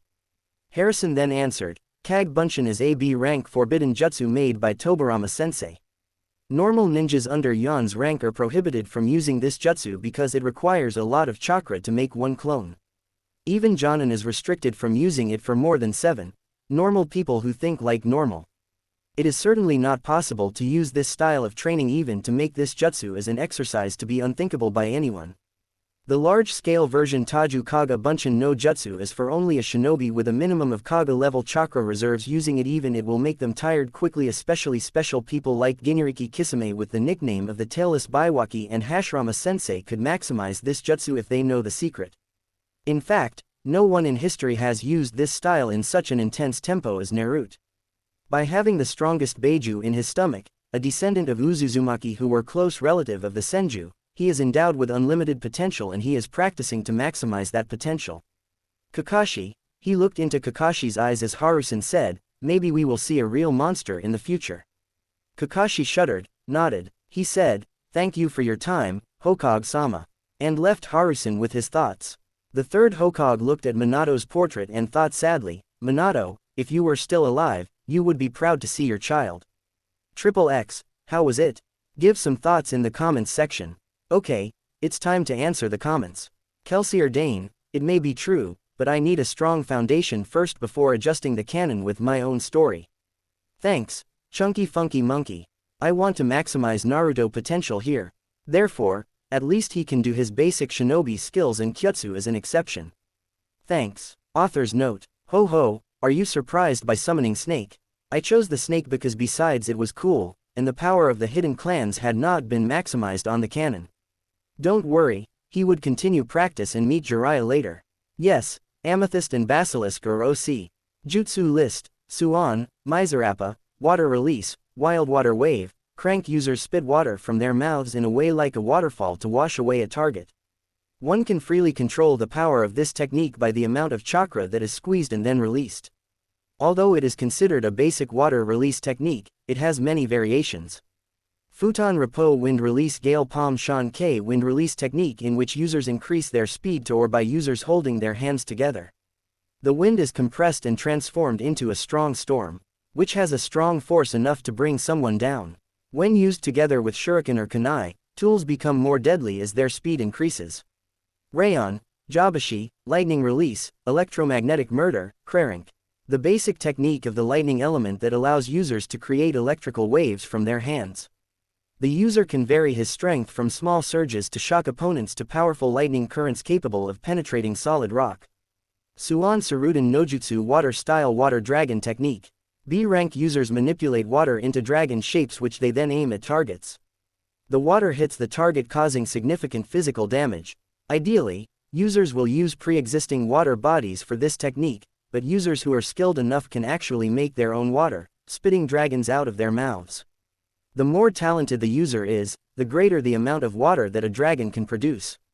Ron Raruden no Jutsu Lightning Style Lightning Dragon Technique B rank is basically the same as Suin Suryuden no Jutsu. The only difference lies in the element used, namely lightning, not water. Kuchio's no Jutsu Summoning Jutsu C rank. To truly summon animals, users use a portion of their blood into their hands to sign contracts. Usually they bite one of their fingers to do this, but blood from a wound elsewhere in their body can also be used. They pressed 5 fingers to the ground and channel chakra into the hand, calling the animal to that location. The bigger the animal that is summoned, the more chakra is used. Futon Dappa Wind Release Great Breakthrough. Crank. The user blows the wind out of their mouth, blowing whatever is in front of them. The technique itself is quite simple, but its strength varies significantly depending on the user's skills and how strong they make the wind. Megan Kun Aris no Jutsu Demonic Illusion False Surroundings Technique Kank. This technique coats the illusion above a location, making it look like a different location because of how wide an area of illusion can be placed, which in turn makes it easy to deceive others. Anyone who enters that area will be affected by the illusion and see the wrong location. Megan Naiju Cook Wana no Jutsu Demonic Illusions Double False Surroundings Technique B rank. This technique places another illusion inside another illusion created by the user. When the target eliminates the first illusion, they will not realize that the second is in its place. Shuriken Kag Bunshin no Jutsu Shuriken Shadow Clone Technique A rank. This technique was invented by Hujuin Saratobi, showing his title as professor with conceptualization and efficiency.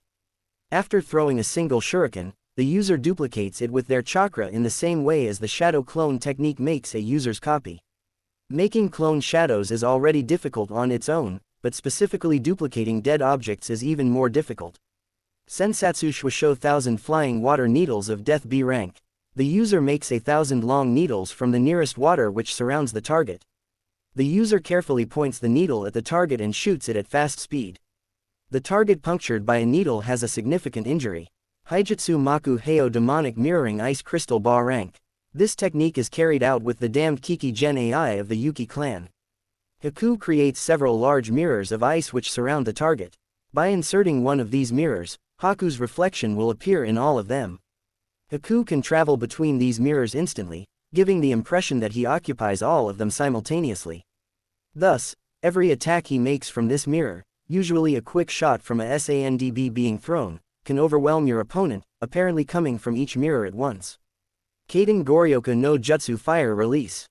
Great Dragon Fire Technique Ba rank. The user compresses a large amount of chakra built up inside their body and changes it into a dragon head-shaped fireball. The user then skillfully manipulates that great fire and attacks their opponent. Even outside of the attack range, its power and reliability are stressed. The flames have a high temperature which can create an upward movement of air currents, which in turn can give rise to thunderclouds. A master of this technique can fire off several flames in succession, and anyone caught in the technique could potentially be reduced to ashes. The more chakra used, the more devastating effects caused.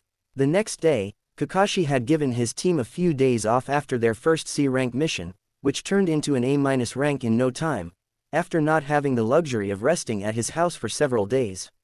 The first thing Naruto did was he fell on his bed head first. "Ah, I'm so tired. This is what happens when you try to pull off a jutsu you haven't had the time to test. That drained me of almost all my chakra. I knew it was a bad idea, but I wanted to try it, too. I better not use that jutsu anytime soon.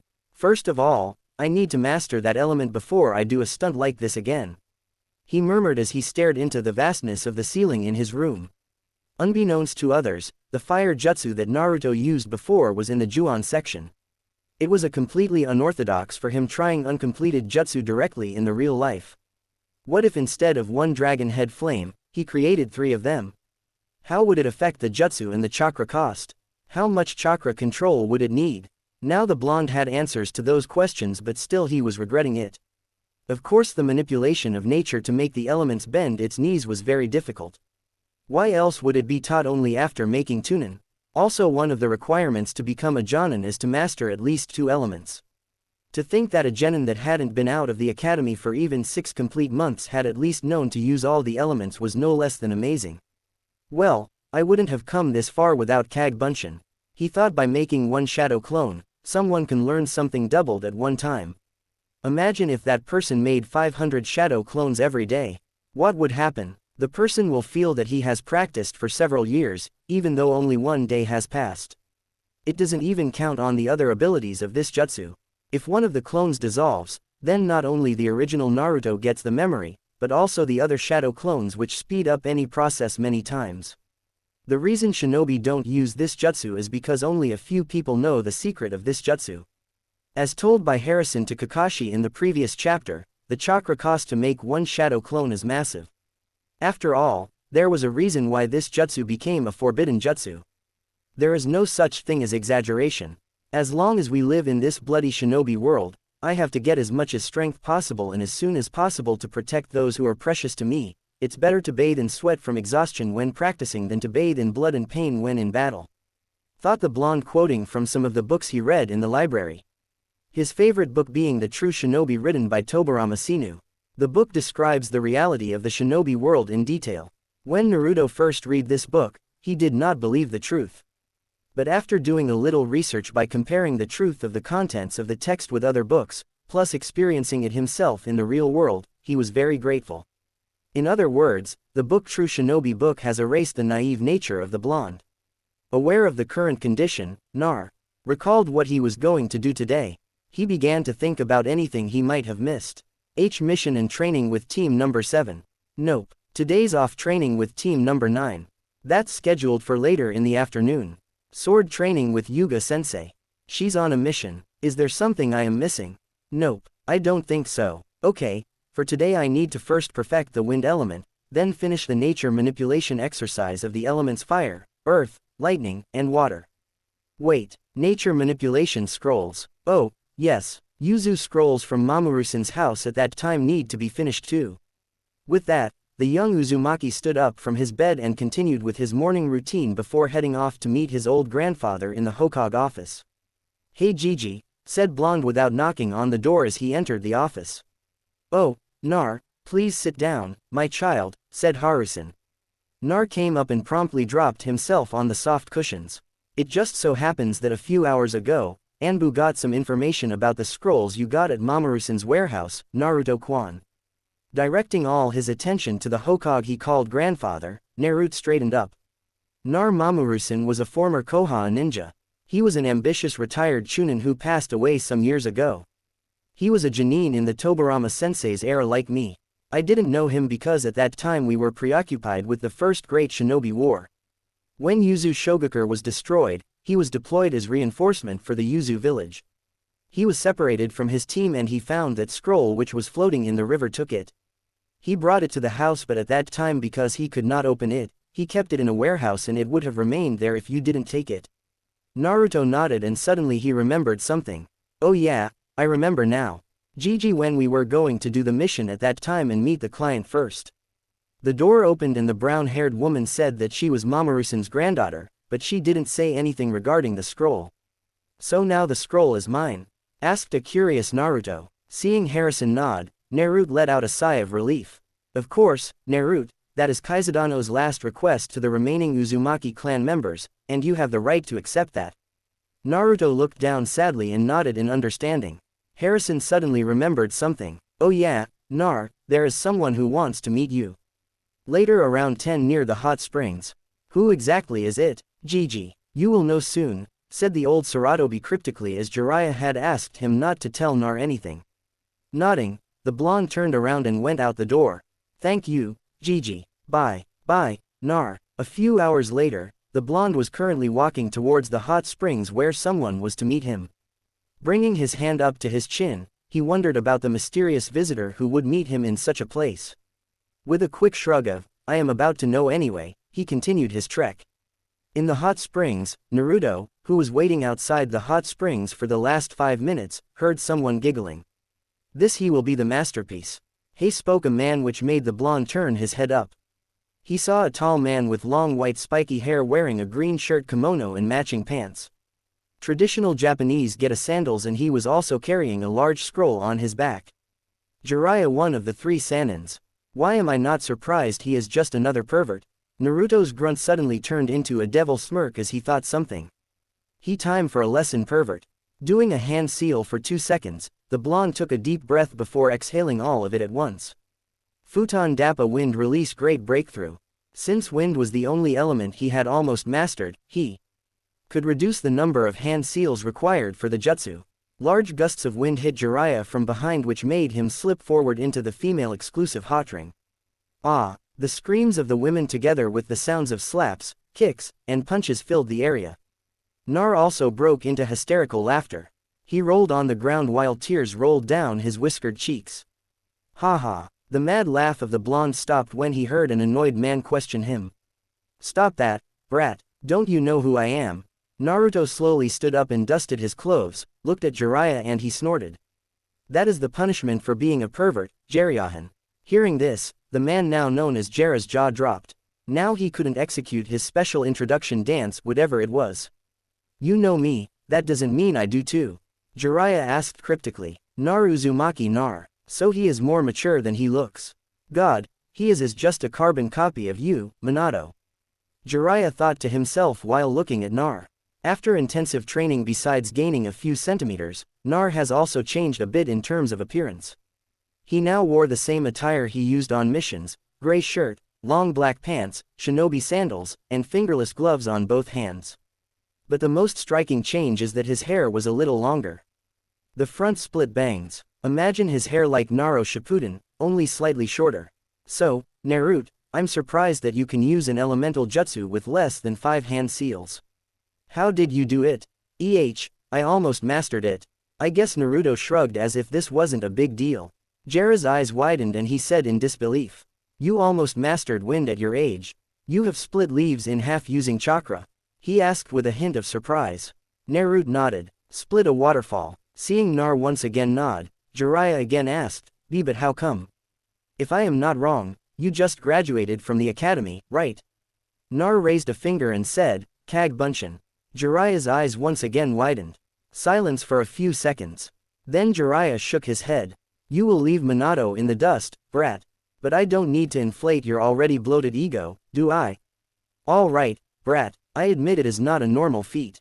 But it isn't too surprising, too.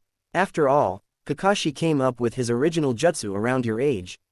What is amazing is that you have piqued my interest. What I'll be teaching you, you will never find in any scrolls, nor can someone else teach them to you except me. This time, Naruto's eyes widened. Will you train me? Jiraiya nodded with a quick, follow me. A few minutes later, the two stopped at a training ground on the edge of Koha. It was a wide plain with lots of trees around it. There was also a huge waterfall not far from their position. In conclusion, it was a nice and peaceful training ground. All right, Nar, I'll teach you something extraordinary. Taking off the large scroll on his back, Jiraiya opened it and put it in front of Nar. Cut your finger a little and put it her dash. Is this a summon contract? Naruto chimed in suddenly, to which Jiraiya nodded. I'm sorry, Ero-sensei, but I already have one, Nar exclaimed suddenly, which made Jiraiya raise a curious eyebrow. Not because of the nickname, but because of the last thing. Do you have one? What animal? Kid, snake. Jiraiya's eyes narrowed suspiciously as he said seriously. Nar, don't joke with me. There are only 2 people in this world who can summon them, and I doubt any of them will be willing to make you a sumo dash. Deciding that showing it straight was the best way, Naruto bit his thumb, let his blood bleed out, did a few hand seals, and slammed his hand on the ground. No, summoning Hutsu. Smoke covered the area for a few seconds, and a black cobra double the size of the older man in the clearing appeared. Jiraiya, who was still ranting about how ridiculous the idea of the blonde being a snake summoner was, fell back on his ass in shock. Greetings, Naruto-sama. I have found out about you from Basilisk-sama. What can I do for you? The snake hissed just as he came. Oh, what is your name? Severus. Okay, Cirrus. I was just showing Ero-sensei there while pointing at Jiraiya that I already have a summon contract. The cobra snake hissed in understanding. Turned to face Jiraiya. He hissed, use Mema like a frog. I don't like it, and don't steal our Zuminer. Which made both Nar and Jiraiya sweat drop. Well, that explains why I didn't jump in excitement when I told you. Jiraiya slowly stood up while hinting at Nar to disperse his partner, who in turn nodded to the reptile puffs. With that, Cirrus returned to his realm. Most people will kill each other to have a frog summoning contract, you know. Nar shrugged his shoulders, which made Jiraiya let out a resigned sigh. Nar, I have to say, in the short time I have met you, you have surprised me a lot. But with this, I won't be able to teach you the Toad Sage mode. You will have to find out for yourself with the snakes. He thought sadly, clapping his hands to restore his confidence. Jiraiya said, okay, so next what we have is an extraordinary, super amazing, astounding jutsu. Now see. Jiraiya walked toward the tree and just as he extended his hand outwards, thin strings of chakra appeared, shaping into a tight ball. The ball of chakra slammed into the tree, reducing it to twigs and splinters. Bum. Whoa. Jiraiya grinned at Naruto's reaction. That was amazing, compressing chakra into a ball of destruction. Naruto marveled at the fast disappearing mass of chakra in Jiraiya's hands. This is what is known as the Rasengan as the Yandame's original jutsu. He taught it to me and I will teach it to you. Nar nodded in understanding. Thank you Arrow-sensei. As if remembering something, Naruto suddenly took a small scroll in his pocket and gave it to Jiraiya, who took it with widened eyes. Can you help me with that later, Arrow-sensei? I read in a bingo book that you are a Fujutsu expert. Where did you find this book, Nar? It comes from a long-destroyed clan. Naruto sighed and explained everything to Jiraiya, who nodded in understanding. Okay, but you have to focus on raising first because it's not easy. After mastering it, we can learn turn to Fu and Jutsu. Do you understand? Naruto nodded. He then made a familiar hand seal. Taju Kag Bunshin no Jutsu multiple shadow clones jutsu. And this is the beginning of the training as well as the bond that was to form between the two. The days of being in the same place. The gentle breeze made the leaves in the trees sway smooth and constant like there was no external interference with their movements. Near the vast land is a waterfall that casually hits dozens of tons of pressure, grinding countless of any objects through it into invisible ashes. But the serenity of the area was broken by a loud explosion. Bum. The explosion not far from the waterfall was heard.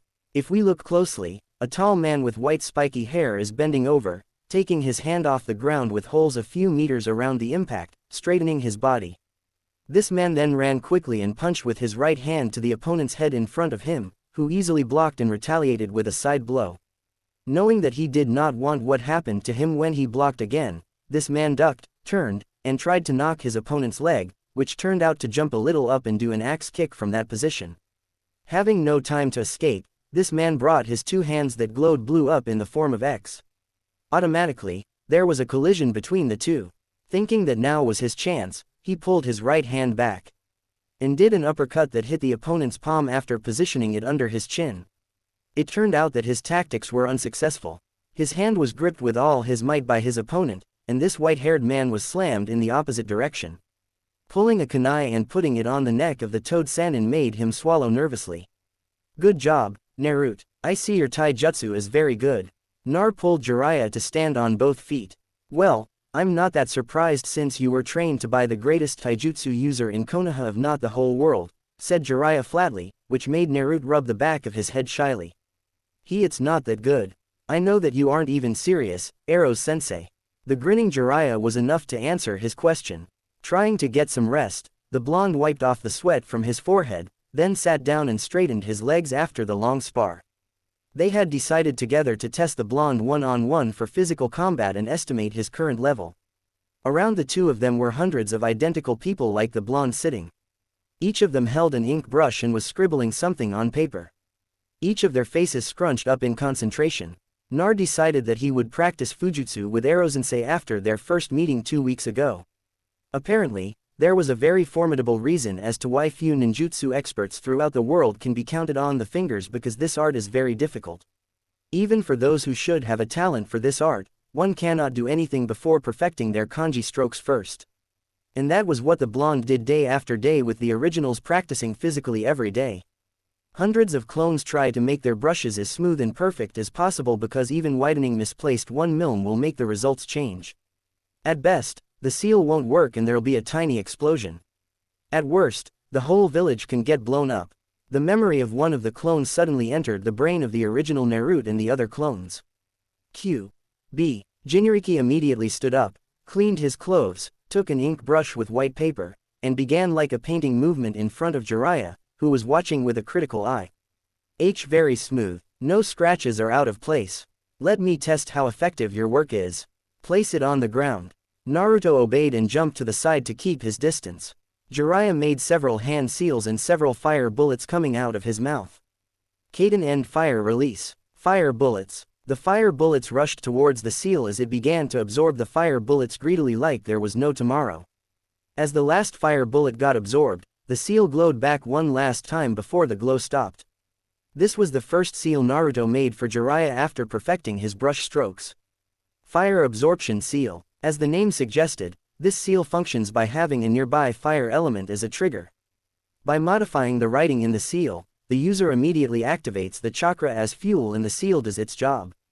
Good job, boy. To be able to smooth your strokes to the point of no complications at all is less than a miracle. A person usually takes months just to perfect his calligraphy. Nar just smiled and scratched the back of his fist, his hand gesturing to the clones around him. Oh yes, Kagab Bunchin, what an amazing move there that you have, kid, Jiraiya murmured with a flat face. Looking up, the sun is in a high position above its head. Naruto suddenly said, it's time for training with my team. See you later, Arrow-sensei. Jiraiya returned the wave, not with as much enthusiasm as Naruto. Training Location 7. The first thing Naruto saw was the battered Sasuke. Kakashi by his side and full of Sakura's sweat. Oh, it turns out I was the last, he thought, seeing that everything was in place. He took a seat next to Sasuke. Okay, since everyone is here, I have an announcement to make. The Chunin exams will be held next week and I want to nominate all of you, but I'm not forcing you if you don't want to. This Kakashi held up 3 sheets of paper as the form needed to register. Fill it up and get to the academy at the given time in the given room. All other details are in the form. Any questions? Kakashi handed the papers to his students. All right, you all may leave. Johnny Kakashi-sensei Sakura team said Naruto, who then immediately left the field.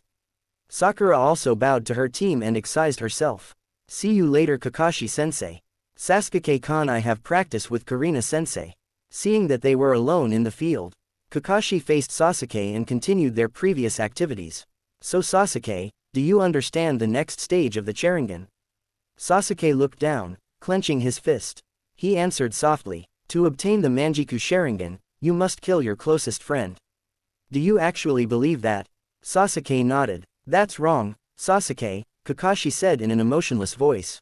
The young Iha's head suddenly jerked as he turned to face his teacher. What? But that's what Itachi told me that night.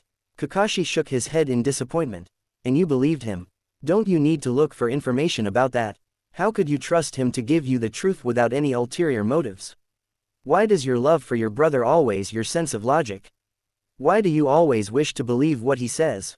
Sasuke gritted his teeth and he instantly cut the Hideki off.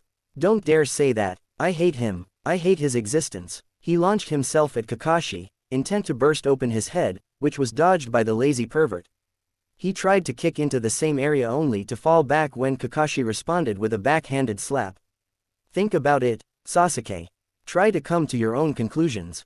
Don't believe anyone readily. Look underneath the underneath. Until then, there won't be any training, said Kakashi, who then shunshined away from the arena.